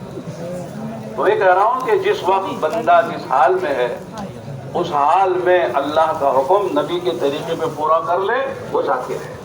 चाहे दुनिया उसे जाकिर ना कहे, जाकिर नायक कहे, लेकिन वो जाकिर है, अल्लाह का जाकिर बंदा है। ये जो पैदा होता है अल्लाह के खौफ से पैदा होता है। अल्लाह मुझे देख रहे हैं, अल्लाह सोते नहीं है, ऊँगते नहीं है, हय्यो क़य्यूम है, ला ताख़ुज़ु सिनतु वला नौम है, यअलमु ख़ाइनतल आयुन व मा तुख़फ़ी सुदूर है। आंखों की खियानत को जानते हैं, दिलों के भेदों को जानते हैं। सातों जमीनों के नीचे काले पत्थर पर काली चोटी का छोटा सा बच्चा चलता है, अल्लाह उसे देखते हैं और उसके दिल की धड़कन को सुनते हैं। अल्लाह ऐसे अलीम और खबीर है, अल्लाह से कोई चीज छुपी हुई नहीं है। ये हमारा ईमान है। जब अंदर ये ईमान आएगा, अल्लाह का खौफ आएगा, तो आदमी हर हाल में, जवानी में, माल में, नशे माल में, ताकत में, कुव्वत में, खलवतों में, जलवतों में, रात के अंधेरियों में, दिन के उजालों में, बाजार में, मस्जिद में, हर हाल में गुनाह से बचेगा, इसलिए कि उसके दिल में अल्लाह का खौफ है। ये ईमान पैदा करना ताकि इतना खौफ हमारे दिल में आए कि किसी हाल में अल्लाह की हम नाफरमानी ना कर सके। তো মেরে মোহতারাম আজিজ দোস্ত, প্রিয় ছাত্র ভাইরা, মেহমান বলেন যে সবচেয়ে বড় মুত্তাকি কে? তাকওয়ার কথা বলছেন। আল্লাহর ভয় হলে আল্লাহ তাআলা কয়টা জান্নাত দিবেন? 2টা। ডবল জান্নাত। যে আল্লাহকে ভয় করবে, আল্লাহ তাআলা তার ঠিকানা কোথায় করবেন? জান্নাত। তাহলে বোঝা গেল যে তাকওয়া একটা প্রয়োজনীয় জিনিস, আল্লাহর ভয় এটা প্রয়োজন। এখন এই তাকওয়া, সবচেয়ে বড় তাকওয়া কি? উনি বলেন সবচেয়ে গ্রহণযোগ্য এবং সবচেয়ে বড় তাকওয়া হলো আল্লাহ পাকের নিষেধ করা বস্তু থেকে বেঁচে যাওয়া। ওই ভয়, যে ভয় আমাকে আল্লাহ পাকের নিষেধ করা, বারণ করা, হারাম হওয়া জিনিস থেকে বাঁচায় দেয়, আমাকে করতে দেয় না। রাসূলুল্লাহ সাল্লাল্লাহু আলাইহি ওয়াসাল্লাম ইরশাদ ফরমান, ইত্তাকিল মাহারিম তাকুন আ'বাদান নাস। তুমি আল্লাহ পাকের নিষেধ করা বস্তু থেকে বেঁচে থাকো, তাহলে তুমি সবচেয়ে বড় আবেদ হতে পারবে। বড় ইবাদত গুজার যদি হতে চাও, তো হুজুর বলেন না যে তুমি 80 রাকাত তাহাজ্জুদ পড়ো, 40 রাকাত আওয়াবিন পড়ো, না তুমি সবচেয়ে বড় ইবাদত গুজার হতে চাও, তাহলে তুমি হারাম থেকে বেঁচে থাকো। ইত্তাকিল মাহারিম তাকুন আবাদান নাস। এই জন্য উনি বলেন এটাই হলো আসল জিকির, এটাই হলো আসল জিকির। মানুষ মুত্তাকি বেশি নামাজ পড়লে, রোজা রাখলে, আর অনেক তসবিহ পড়লে না, এইটুক ঈমান, যে ঈমান আমাকে আল্লাহ পাকের হারাম কাজ করতে না দেয়, এবং এই অবস্থায় যদি সে থাকে তো সে আসল জিকির। যদিও মুখে সুবহানাল্লাহ আলহামদুলিল্লাহ পড়াটাও ইসলামে কাঙ্ক্ষিত, মাতলুব, এবং এটা নেকি এবং চাহিদার বস্তু, কিন্তু আসল জিকির হলো হারাম থেকে বেঁচে থাকা। এটা হলো আসল জিকির।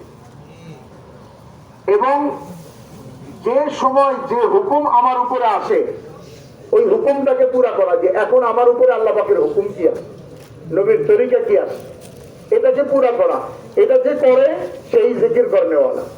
হাদিসের মধ্যেও আসছে কুল্লু মুতিইন যাকির, যে আল্লাহ পাকের হুকুমের আনুগত্য করে সেই জিকির করনেওয়ালা। কিন্তু যদি হুকুমের আনুগত্য না করে, তো অনেক সময় জিকির করেও জিকির করনেওয়ালা হয় না। এইটার একটা উদাহরণ দিচ্ছেন, চিৎকার দিয়েন না ভাই, ঠিক আছে না ইনশাআল্লাহ? এমনি শুনেন, উনি বলছেন যে একজন যুবক পায়ে হেঁটে যাচ্ছে, সামনে দিয়ে একটা মহিলা আসছে কয়েকটা গুণের সাথে, কাসিয়াত, আরিয়াত, মহিলাত, মানে সাজসজ্জা করা, আর অর্ধ উলঙ্গ মানে সাজসজ্জা করা, উলঙ্গ পোশাক পরা, আর তার দিকে আকর্ষণকারী এরকম এক বেগানা মেয়ে আসছে। এখন একজন যুবক যদি ওই সময় পথ চলতে গিয়ে বুঝতে পারছে যে একটা মেয়ে এরকম আসছে, সাথে সাথে চোখ নিচু করে ফেলছে, সে মুখে সুবহানাল্লাহ আলহামদুলিল্লাহ কিছুই পড়ে নাই, তবুও সে জিকির করনেওয়ালা, তবুও সে জিকির করনেওয়ালা। কিন্তু আর একজন হাতে তসবিহ লইয়া যে আসছে, মন ভোজা তারে দেখে আর মুখে সুবহানাল্লাহ সুবহানাল্লাহ, বুঝছেন না? এই সুবহানাল্লাহ পড়া এটা কি ধোঁকা, এটা কি ধোঁকা। আল্লাহর নাম নেই আল্লাহর নাফরমানির সাথে, এটা কেমন ধোঁকা না? এটা সে আল্লাহকে ধোঁকা দিচ্ছে, নিজেকে ধোঁকা দিচ্ছে। এই জন্য গুনার কাজে আল্লাহর নাম নেওয়া এটা গুনাহ। একজনে চুরি করতে গেছে, এটা উনি কয় না, এটা কিন্তু আমি চুরি করতে যাইয়া চুরি করার সময় বিসমিল্লাহ করে শুরু করছি। গুনার কামে আল্লাহর নাম উচ্চারণ করা এটা গুনাহ। তার মানে যেটা নিষেধ করছে সেখানে আল্লাহর কথা বলতেছে, তো এখানে আল্লাহ দেখতে নিষেধ করছে, সেখানে সে তসবিহ করে আর দেখে, এটা তো ধোঁকা। তো বলছে যে আল্লাহ তাআলা আমাকে আপনাকে এরকম তাকওয়া আল্লাহ নসিব করেন, যে জীবনের সকল সময়ে, সকাল সন্ধ্যা, কারণ আমরা তো ওই আল্লাহর বান্দা যে আল্লাহর কাছে কোনো কিছু কি নাই, কম নাই, গোপন নাই, লুকানো নাই। লা তাখুযুহু সিনাতুন ওয়ালা নাওম, আল্লাহ কি আসে না, তন্দ্রাও আসে না, ঘুম তো নাই, তন্দ্রাও আসে না, কখনোই না। এবং আল্লাহ তাআলা এরকম দেখেন, যেমন দিনের উজালায়, দিনের আলোতে দেখেন, তেমনি রাতের অন্ধকারে দেখেন। উনি বলছেন যে এরকম দেখেন, বলছেন নামলাতুন সাউদা, একটা কালো পোকা বা পিপিলিকা, রাতের অন্ধকার, আমাবস্যার রাত, এমনি কালা বিবরা, তার মধ্যে হচ্ছে আমাবস্যার রাত, লাইলাতুল জলমা, সাত জমিনের নিচে, তারপরে হলো পাথরের নিচে। এখন কি বলেন, দেখার কোন সুযোগ আছে? আমাবস্যার রাত, কালো পিঁপড়া, জমিনের নিচে, পাথরের নিচে, মানে এটাকে দূরবীন দিয়াও তো দেখার কোনো ব্যবস্থা নাই, আলো ছাড়া। কিন্তু এই আলো ছাড়াই এই ছোট্ট ক্ষুদ্র এই পিপিলিকাকে আল্লাহ তাআলা দেখেন, তার পদধ্বনি শুনতে পান, তার হৃদকম্পন পর্যন্ত আল্লাহ তাআলা শুনতে পান। তাহলে বলেন তো, আমরা ওই আল্লাহ পাকের কাছে কোনো কিছু কি লুকাইতে পারবো? এই ভয় দিলের মধ্যে পয়দা হয় যে আল্লাহ তো দেখতেছেন, আল্লাহ আমার সবকিছু সম্পর্কে জানেন।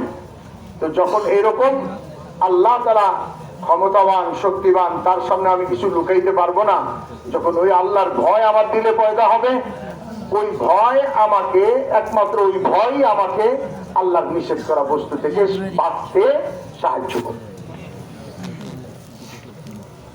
हम लोग मदरसे वाले हैं, मदरसे में पढ़ा रहे हैं और हमारा माहौल माशाअल्लाह क़ाल अल्लाह क़ाल रसूल का माहौल है। कुरान पढ़ाते हैं, हदीस पढ़ाते हैं, फ़िक़्ह पढ़ाते हैं, शरीयत पढ़ाते हैं। वहाँ माहौल पाकीज़ा है, वहाँ गुनाहों का माहौल नहीं है। वहाँ दीन पर चलना मुश्किल नहीं है, आसान है। नमाज पढ़ना, तिलावत करना, अपने अखलाक को महफूज कर लेना सब आसान है। लेकिन आप जो हजरात हैं वो कॉलेज यूनिवर्सिटी में पढ़ने वाले हैं, वहाँ का माहौल बड़ा गंदा है। वहाँ बेहयाई का माहौल है, बेपर्दगी का माहौल है, गुनाहों का माहौल है। अब गज़ुल बिलाद इलल्लाह अल अस्वाक़, बाजार अल्लाह के नजदीक बड़े नापसंदीदा जगह है, शैतान का सारा जाल बिछा हुआ है। वहाँ गुनाहों से बचना आसान नहीं है। निगाह बचाना, जबान बचाना, कान बचाना, दिमाग बचाना, ख्यालात की हिफाजत करना, ये आपके लिए आसान नहीं है। इसलिए आप अगर बचेंगे तो बड़ा मुजाहिदा है, बड़ी कुर्बानी है, बड़ा सवाब है। अगर मैं कहता हूं मैं गुनाह मैंने नहीं किया, कोई कमाल की बात नहीं है। आप कहें मैंने गुनाह नहीं है तो कमाल की बात है। ये जो कोई नाबीना कहे कि साहब मैंने गैर महरम को नहीं देखा, कमाल नहीं है। बीना कहे, आंख वाला कहे कि साहब मैंने कभी किसी गैर महरम को नहीं देखा, तो कमाल की बात है। इस तरह आप जिस माहौल में रहते हैं, चाहे पढ़ रहे हो या पढ़ा रहे हो, आपका रोजाना आना जाना कॉलेज और यूनिवर्सिटी में होता है, वहाँ का माहौल कितना गंदा है, कितना जो है बेहयाई का है, बेपर्दगी का है, बदअखलाकी का है और दुनिया परस्ती का है, माता परस्ती का है। आप खूब जानते हैं, हम दूर से जानते हैं, आप अंदर से जानते हैं। लिहाजा वहाँ दीन पर चलना आसान नहीं है। उसके लिए अल्लाह पाक ने दावत की एक मेहनत दी है। इस दावत की मेहनत से अगर मुंसलिक हो जाएंगे, ताल्लुक रखेंगे और इसके मशवरे के साथ चलते रहेंगे, जैसे आपको कहा जाएगा कि कॉलेज में कैसे काम करना, अपने जो है हॉस्टल में कैसे काम करना और माहाना कैसे वक्त लगाना, रोजाना कितना वक्त लगाना, छुट्टियों में कितना वक्त लगाना और अपने मरकज में कैसे आना और कैसे वहाँ रहना, ये जो एक निशाब है, एक निज़ाम है, अगर आप इस पर चलेंगे तो इंशाअल्लाह उस गंदे माहौल में रहेंगे, ऐसे चलेंगे, पानी पे पैर नहीं भीगेगा। सुभान अल्लाह। ये इसका मिज़दाक बनेंगे।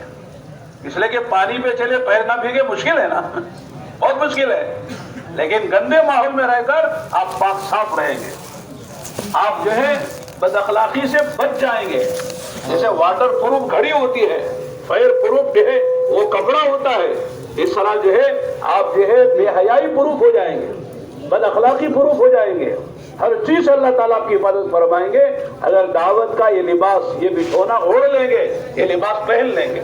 इसलिए कहते हैं कि जवानी को बचाने का आसान रास्ता यह है कि दावत के रास्ते में लगे। উনি বলেন যে ভাই দেখেন, আমরা হইলাম মাদ্রাসাওয়ালা, আমরা মাদ্রাসায় পড়ি, পড়াই, মাদ্রাসায় থাকি, সারাদিন কালা কালা রাসূলুল্লাহ সাল্লাল্লাহু আলাইহি ওয়াসাল্লাম হাদিস পড়ানো হয়, ফিকহ পড়ানো হয়। তো আমাদের মাদ্রাসার পরিবেশটা পবিত্র, পাক, অর্থাৎ গুনার পরিবেশ নাই। ওইখানে কোনো গায়ের মাহরাম নাই, কোনো বেপর্দা নাই। এরকম পরিবেশে ইমান বাঁচিয়ে চলা এটা তো সহজ, কি বলেন? উনি বলেন, আমি মাঝখানে দুই একটা কথা বলি, এটা আপনারা আবার করেন না যে উনি খুশি নাকি, আপনারা তো উঠতে বুঝবেন। যেমন দেখেন মসজিদ নামাজের পরিবেশ, নামাজ পড়া সহজ। স্যান্ডেল চুরি করতে যে গেছে সেও 2 রাকাত নামাজ পড়ছে, এটা বুঝতে যে আগে দেখি 2 রাকাত নামাজ পড়ে যদি সবাই আমারে মনে করে আমি নামাজ পড়ে না কাম ছাড়ো, তাহলে বোঝা গেল যে পরিবেশে চলা সহজ। পানি একদিকে যাচ্ছে, বাতাস যাচ্ছে, ওইদিকে নৌকা যাওয়া সহজ, উল্টা দিকে চলা কঠিন। তো উনি বলেন যে আমাদের মাদ্রাসার পরিবেশ সহজ, পবিত্র, আসান, কিন্তু আপনারা যে পরিবেশে পড়াশোনা করেন, থাকেন, সে পরিবেশটা যে কত কঠিন আমরা তো বাহির থেকে কিছুটা অনুমান করি, কিন্তু আসল অবস্থাটা তো আপনারা ভালো জানেন। আরবিতে একটা কথা আছে, সাহিবুল বাইত আদরা মাফি, ঘরওয়ালা জানে ঘরের ভিতরে কি কি আছে। তো আপনারা ভালো করে জানেন সেখানে কতটা পরিবেশ আমাদের প্রতিকূলে, বেপরদা হয়, মিথ্যা কথা, গান বাদ্য, তারপরে নামাজ নষ্ট হওয়া, বিভিন্ন চারিত্রিক অবক্ষয় ইত্যাদি পরিবেশ। এরকম জায়গায় চলতে হলে ইমান শক্ত দরকার, মজবুত দরকার। যেদিকে পানি যায় ওই দিকে নৌকা চালাইবার জন্য কিছু লাগে না, অল্প একটু বৈঠা দিলে চলে যায়, কিন্তু উল্টা চালাইবার জন্য ঘাম বাইরে যায়। আচ্ছা ঠিক আছে, সমস্যা নেই। তো মাদ্রাসায় তো আমরা কথার কথা আমরা দুর্বল ইমান দিয়েও চলতে পারবো, কিন্তু আপনারা আপনাদের পরিবেশে দুর্বল ইমান দিয়ে চলতে পারবেন না। আপনাদের তো আমাদেরকে মজবুত ইমান বানাইতে হবে, কারণ ইমান মজবুত হইলেই কেবল ওইখানে বাঁচা যাবে। কেমন বাঁচা যাবে? যে আপনি যদি এই যে গুনাহের পরিবেশ, গান্দা পরিবেশ, বেপরদিকের পরিবেশ, গান বাদ্যের পরিবেশ, এইখানে থেকে আমার ইমানকে আমি বাঁচানোর জন্য উনি বলেন আল্লাহ তাআলা সহজ রাস্তা দিচ্ছেন যে দাওয়াত ও তাবলীগের মেহনতে যদি আমি লেগে যাই, মসজিদ ওয়ার কাজ, তালিম, কাজ, মাসে 3 দিন সব গুজারিতে যাওয়া, মার্কাজে যাওয়া, এই আমলগুলির সাথে যদি যুক্ত হয়ে যাই, তাহলে আমি পরিবেশ ছাড়তে হবে না। আমাদের মুরব্বীরা কখনো বলেন না যে আপনি ইউনিভার্সিটি ছেড়ে দিয়ে চলে আসেন, নুরানিতে ভর্তি হয়ে যান। না না না, আপনাকে এটা বলবে না। আপনাকে কি বলবে? আপনি ওই পরিবেশে থাকেন, এই আমলগুলির সাথে আপনি চলেন, তাহলে কি হবে? বলে এই আমলগুলির সাথে যদি আপনি যুক্ত হয়ে যান, তাহলে আপনি চলবেন পানির উপরে, কিন্তু পা ভিজবে না। ঠিক। আচ্ছা, পানির উপরে চললে পা না ভিজা, এটা খুব কঠিন কাজ না? কিন্তু এই দাওয়াতের মেহনতের দ্বারা এটা কেবল সম্ভব হবে যে আপনি চলবেন পানির উপরে, কিন্তু পা ভিজবে না। অর্থাৎ চলবেন গান্দা পরিবেশে, ইমান নষ্ট হওয়ার পরিবেশে, কিন্তু আপনি এরকম হবেন যেমন ওয়াটার প্রুফ ঘড়ি, ভিতরে পানি ঢোকে না, যেমন ফায়ার প্রুফ কাপড়, আগুন লাগে না, আপনি হয়ে যাবেন গান্দিগি প্রুফ, গুনাহ প্রুফ। অর্থাৎ এরকম পরিবেশে দাওয়াতের মেহনত নিয়ে যখন চলবেন, তো আপনার ওই গান্দিগি, বেপরদেগি আর ওই গুনাহ আপনার ভিতরে ঢুকতে পারবে না। এই জন্য দাওয়াত ও তাবলীগের এই মেহনতের সাথে যুক্ত হয়ে ভিতরে ইন্টারনাল পাওয়ার, ভিতরে ইমানি শক্তি বানায় পরিবেশের বিরুদ্ধে আল্লাহর হুকুমের উপরে চলবার মতো ইমান বানাইবার জন্য আল্লাহর রাস্তায় বের হয়ে মেহনত করার জন্য তৈরি আছি না ইনশাআল্লাহ? हदीस है, अल्लाह के नबी अलैहिस्सलाम ने फरमाया, जो आदमी मेरी सुन्नत, और सुन्नत से मुराद उलमा ने फरमाया सुन्नत दावत, दावत की सुन्नत। खत्म कर लें ভাই। উনি বলতেছেন কি আপনারা যদি নারাজ হন তাহলে শেষ করে দেই? না, তাহলে কথা বলেন না, বসেন, কথা বলেন না, শব্দ করেন না। खत्म कर लेंगे, हम भी वापस जा रहे हैं।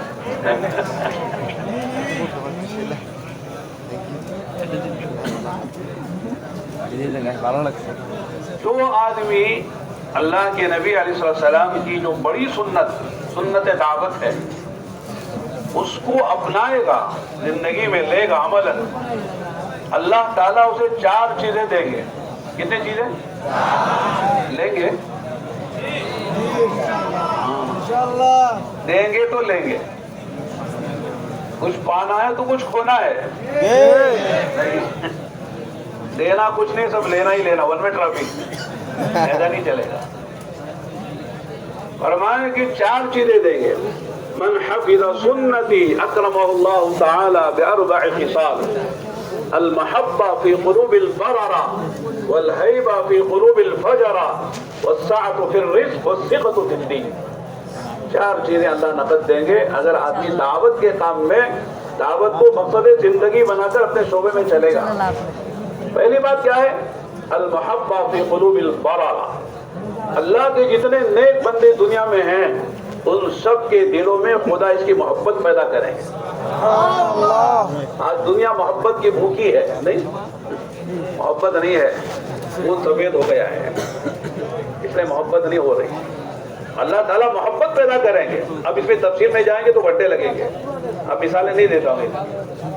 दूसरी क्या है, वल हैबा फी कुलूबिल फजारा, जितने फासिक हैं, फाजिर हैं, खुदा के दुश्मन हैं, अल्लाह ताला उन सब के दिलों में इनका रौब डालेंगे, खौफ डालेंगे। हालांकि तबलीग वालों के पास सिवाय जो है मिसवाक और तस्बीह के कुछ नहीं है। हाथ में मिसवाक, हाथ में तस्बीह, जेब में मिसवाक और टिश्यू। अब आ गया नया ये, पहले ये भी नहीं था। तो सारी दुनिया घबराई, परेशान है तबलीग वालों, तबलीग के काम से।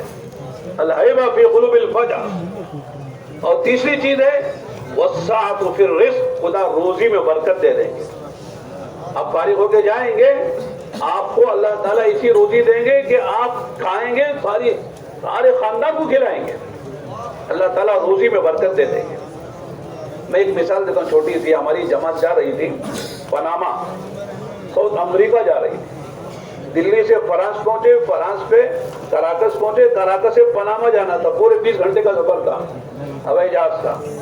9 घंटे दिल्ली से फ्रांस पहुंचे, पेरिस, फिर वहां से 9 घंटे तय करके कराकस पहुंचे, वेनेजुएला। तो हमारे साथी कहने लगे, मैं उसका खादिम था जमात का, 10 आदमी की जमात थी, कि भूख लग रही। मैंने कहा 2 मरतबा खाया हवाई जहाज में, भी भूख लग रही।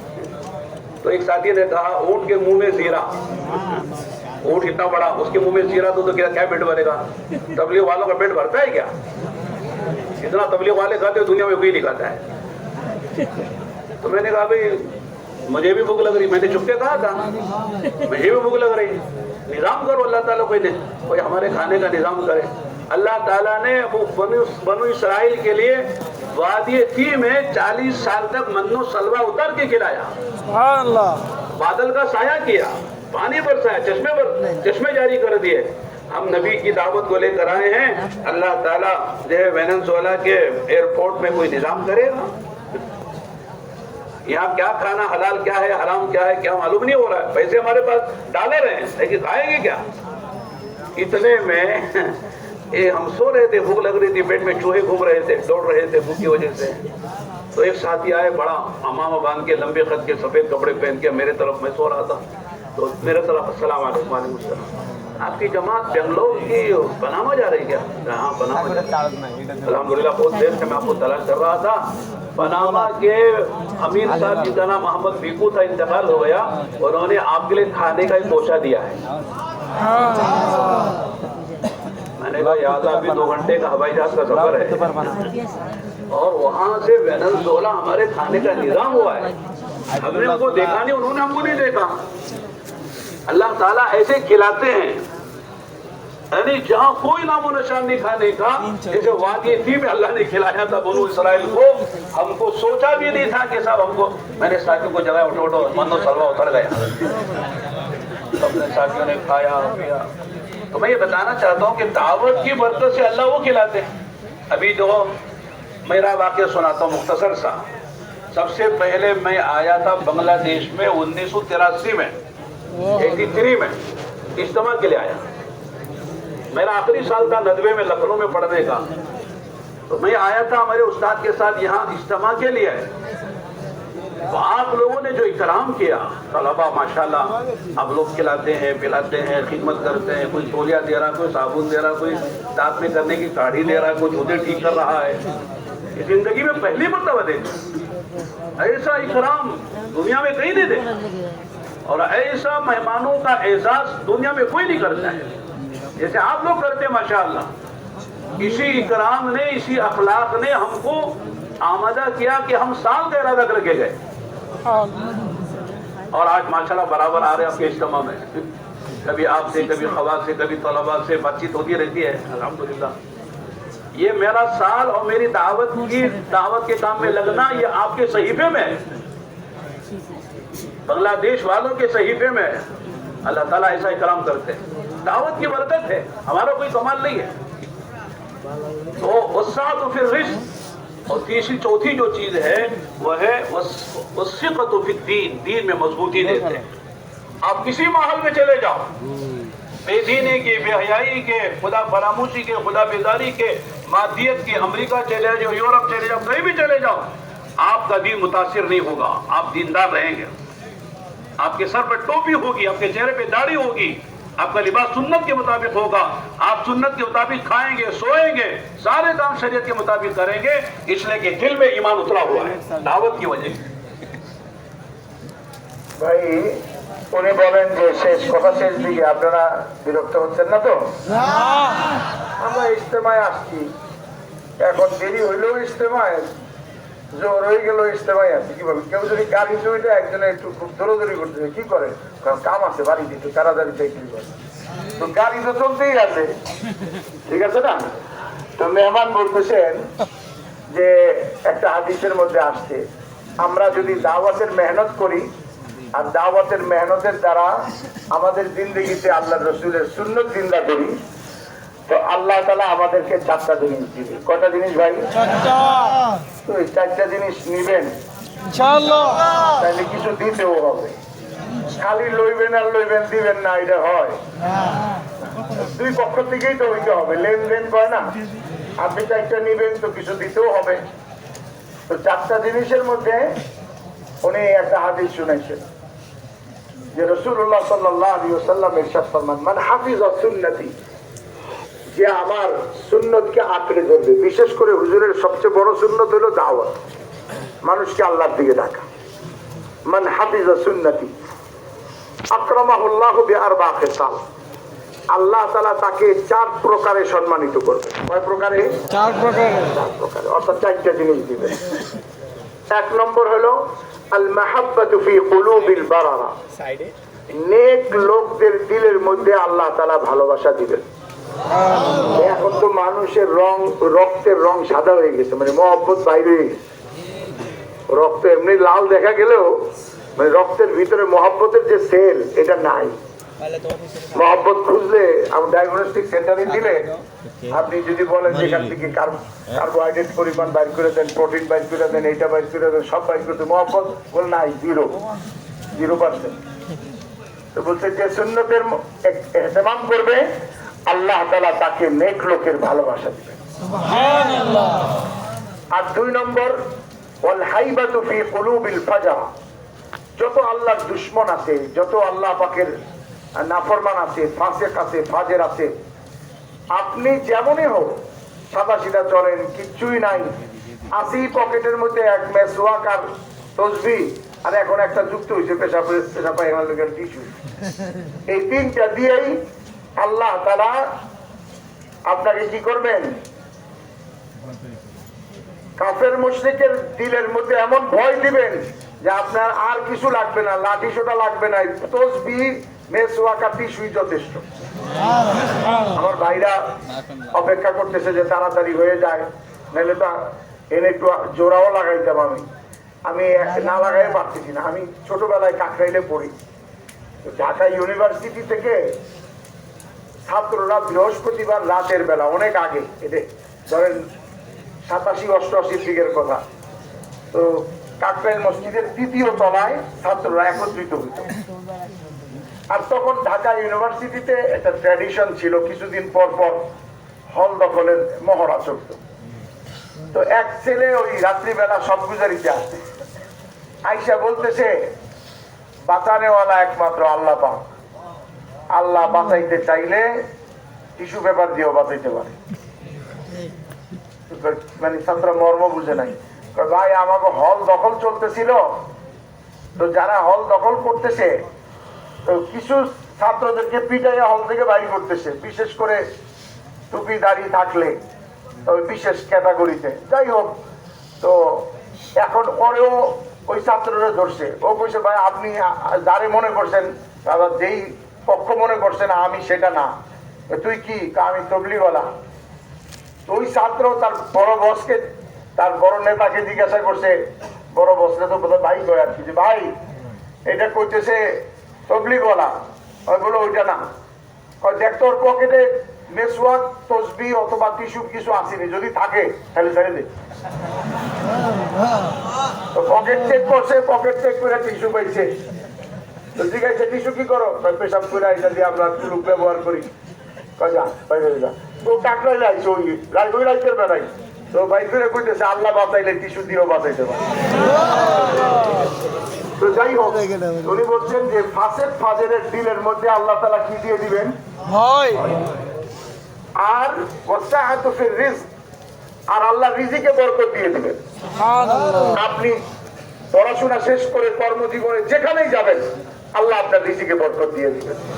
উনি ঘটনা শুনাইছেন, আমি সংক্ষিপ্ত আকারে ছোট করে শুনাই দিই। উনি একবার সফরে যাচ্ছেন পানামা, সাউথ আমেরিকাতে। তো দিল্লি থেকে প্রথমে প্যারিস, প্যারিস থেকে ভেনিজুয়েলা, ওইখান থেকে তারপরে পানামা। তো সাথীরা ভেনিজুয়েলাতে যাওয়ার পরে বলতেছে, উনি জিম্মাদার ছিলেন, আমি সব ক্ষুধা লাগছে, তার প্লেনে 2 বার ঘুরে খাইছো, তো লম্বা সফর 20 ঘন্টা প্লেনে খাইছো, তারপরে ক্ষুধা মেটে নাই। আমি সাপ, উটের মুখে জিরা দিলে কি কাম হয়?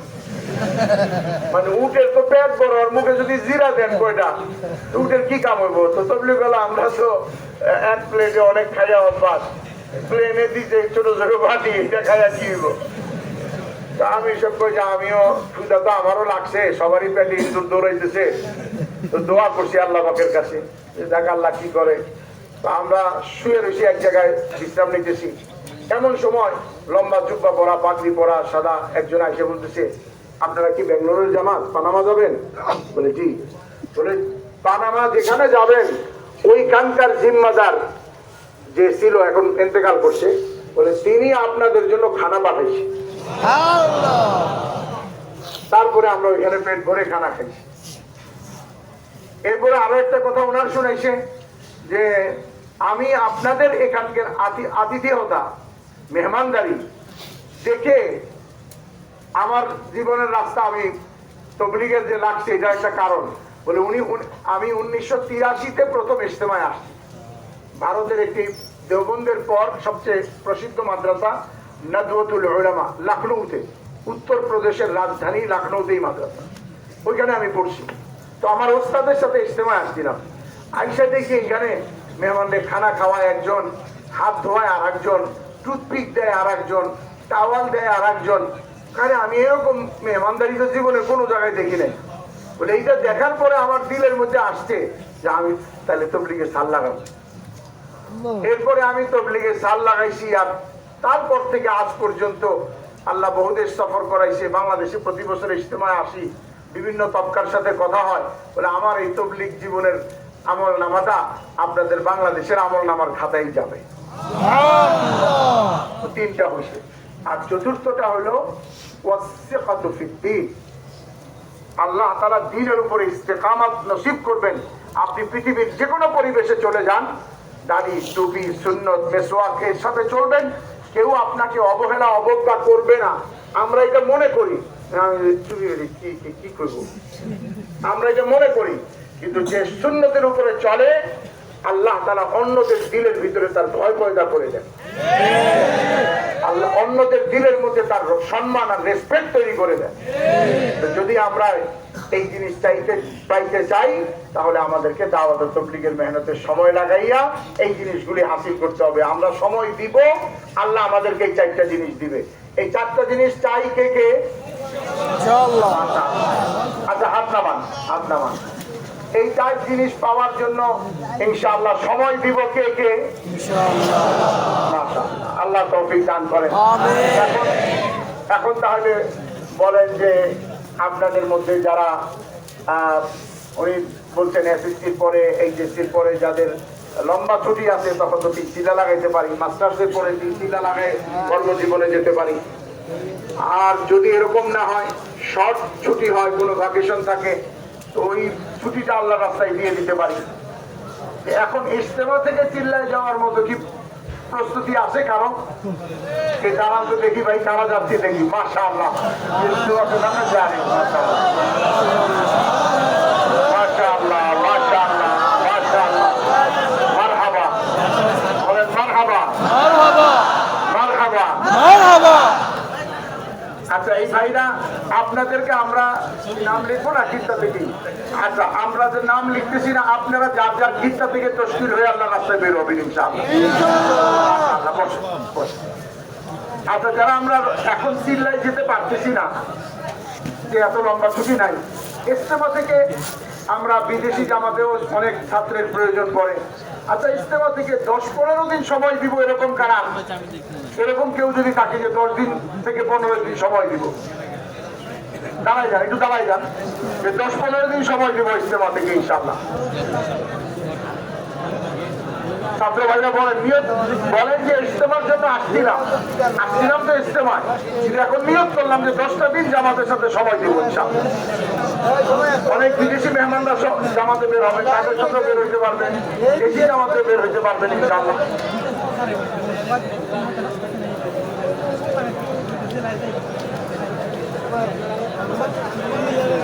আচ্ছা ঠিক আছে, আপনারা আপনাদের খিত্তায় জিম্মাদার সাথীদের কাছে বলবেন যে আমরা তৈরি আছি, ঠিক আছে ইনশাআল্লাহ। আর সর্বশেষ তশকিল হলো, আমরা যে ইউনিভার্সিটিতে পড়ি, কলেজে পড়ি, দোয়া হবে, দোয়া করে যাব। শেষে একটা এলান আছে, ফেরেশতারা এলান করবে যে আমরা এই অবস্থায় ফিরে যাব যে আমাদের সব গুনাহ মাফ। এই এলান কে শুনতে চান? তাইলে দোয়া করে যাইতে হবে, দোয়া করে যাইতে হবে একটু।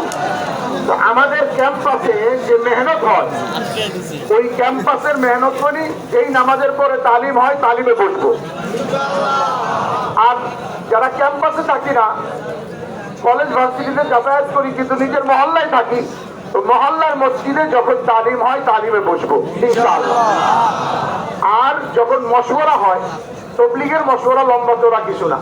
আরে ভাই, কোটি কোটি টাকা খরচ করে সারা দেশের মধ্যে এমন বিল্ডিং বানাইছে যেখানে মানুষ যাইতে পারে না, ওইখানে বৈশা মশা মারার চিন্তা করা হয়, ড্রেন ময়লা মুক্ত রাখার চিন্তা করা হয়। তো আল্লাহর ঘরে বৈশা আল্লাহর বান্দাকে আল্লাহর সাথে মিলাইবার মশওয়ারা করাটা কি তার চেয়ে বড় জিনিস না?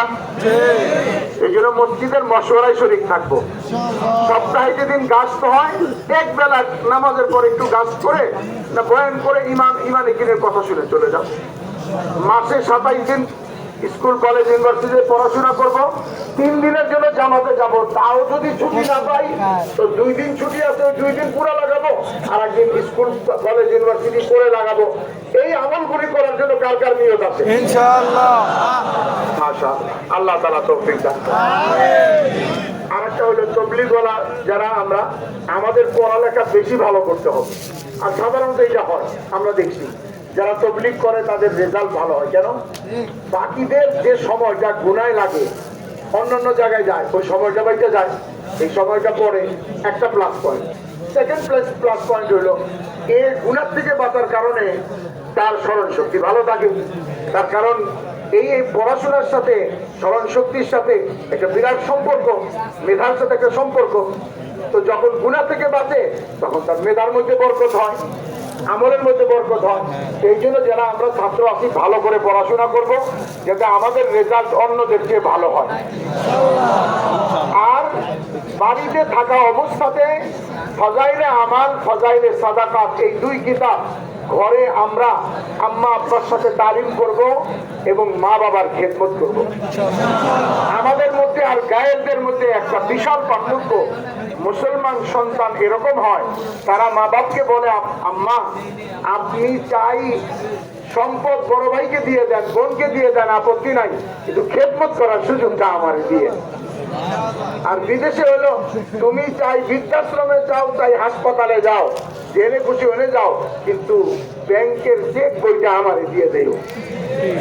এই হলো পার্থক্য। তো আমরা মুসলমানের সন্তান, আমরা আমাদের মা বাবাকে এরকম খেদমত করব যে আমাদের মা বাপরা খুশি হয়ে আমাদের উপরে গর্ববোধ করে, এবং অন্য মা বাবাও বলে যে আপনার সন্তান এরকম কিভাবে হলো, আমার সন্তানটাকে এরকম বানাইবার পদ্ধতি বলে দেন, তখন আমরা দাওয়াত দেওয়ারও সুযোগ পাবো ইনশাআল্লাহ। बस एक बात आखिरी, मौलाना ने सारी बातें माशाअल्लाह, मकाम पर क्या करना है, निकल के क्या करना है, छुट्टियों में क्या करना है, सारी बातें आ गई। खुशी इस बात की है कि आप जो है अपने उलमा से जुड़े हुए हैं, उलमा से आपका ताल्लुक है।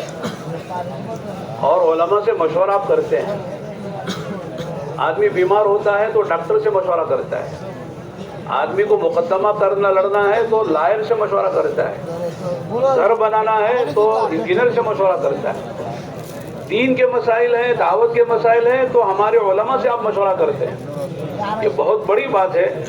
जब तक हम उलमा से जुड़े रहेंगे इंशाअल्लाह हमारा दावत का रास्ता भी सही रहेगा, दीन का रास्ता भी सही रहेगा। दुनिया भी खुदा बनाएंगे, आखिर भी हम सब के अल्लाह ताला बनाएंगे। इसलिए उलमा से जुड़े रहें और जो भी बात हो जाए वो उलमा से मशवरे से करें। इंशाअल्लाह अल्लाह ताला इस काम में इस्तकामत नसीब फरमाएंगे और हर तरह की शुरूर व फितन से अल्लाह ताला हिफाजत फरमाएंगे। ভাই একটা জরুরি কথা বলছেন, সেটা হলো আমরা আমাদের জীবনের প্রত্যেকটা কাজ অর্থাৎ বিশেষ করে আমাদের দ্বীনের কাজ, দ্বীনি বিষয় আদি কোনো না কোনো আলেমের সাথে পরামর্শ করে জেনে তারপরে করবো ইনশাআল্লাহ। তার কারণ হলো আমরা দেখেন অসুস্থ হইলে আমরা ডাক্তারের কাছে যাই, আইন মামলা মোকদ্দমা হলে লয়ারের কাছে যাই, ঘর বানাইতে হলে ইঞ্জিনিয়ার সাহেবের কাছে যাই, এটাই স্বাভাবিক। কিন্তু এখন আমাদের মহল্লা একজন অসুস্থ হয়েছে, সে যাইয়া ইঞ্জিনিয়ার সাহেবের কাছেও গেছে, তো উনি কি করতে পারবে? বেশি থেকে বেশি রড বালু সিমেন্ট খাওয়াই দিতে পারবে। একজনের কাম তার একজন করতে পারবে না। দেখেন কোন জাতিকে ধ্বংস করার জন্য, রুগী ধ্বংস করার জন্য এতটুকু যথেষ্ট যে রুগীর লগে ডাক্তারের ঝগড়া লাগাই দেন। রুগী যদি খালি ডাক্তার থেকে বিমুখ হইতে পারে, ও কালকে পরশু দিনের জায়গায় কালকেই মরবো। আর কারো বাড়ি ধ্বংস করতে চাইলে ইঞ্জিনিয়ারের সাথে ঝগড়া লাগাই দেয়। ইঞ্জিনিয়ারের সাথে যদি ঝগড়া করে আর ওই যে রাজমিস্ত্রির সাথে আর পরামর্শ করে বিল্ডিং বানায়, আমিও গেছি, তোরেও খাইছি, বারাইটা সহ সব মাটির নিচে দেখে দেবো। তো সুতরাং তিনি বিষয়ের মধ্যে কোনো একতলাফ বিতর্ক কোনো কিছু দেখা দিলে এদিক সেদিকে কান না দিয়ে অভিজ্ঞ ওলামা ইকরাম, গভীর ইলম রাখেন এবং সর্বস্তরের ওলামা ইকরাম যে কথা বলবেন, ভাই আমি তো ওইটাই মানবো। আমার সাথে কেউ যদি বুঝাইতে আসে, তর্ক করতে আসে, আপনি ধরেন কলেজের ইউনিভার্সিটির ছাত্র, আপনি পলিটিক্যাল সায়েন্স পড়েন, আমার যদি এই বিষয়ে কেউ আইসা বলে, আমি কি কমু ভাই, আমি এই তর্কে যাবো না ভাই, আমি এই সাবজেক্ট করি নাই, আমি বিষয় জানি না, আমার নামাজ পড়াইতে কোন আমি পারবো, কোরআন শরীফের কথা কোন আমি পারবো, এই বিষয়ে তো ভাই প্রফেসররা আছে, তাদেরকে জিজ্ঞাসা করেন, ঠিক কিনা বলে। সুতরাং আপনার কাছে কেউ যদি বুঝাইতে যায়, আপনি তারা এক নম্বর বলবেন যে আমার উল্টা সিধা বুঝাইবার কোনো দরকার নাই, আপনি বরং ওলামা ইকরামকে বুঝান। যদি তারে বুঝাইতে পারেন, সে দেশের মানুষের বুঝাই দিবে। ঠিক আছে না ইনশাআল্লাহ?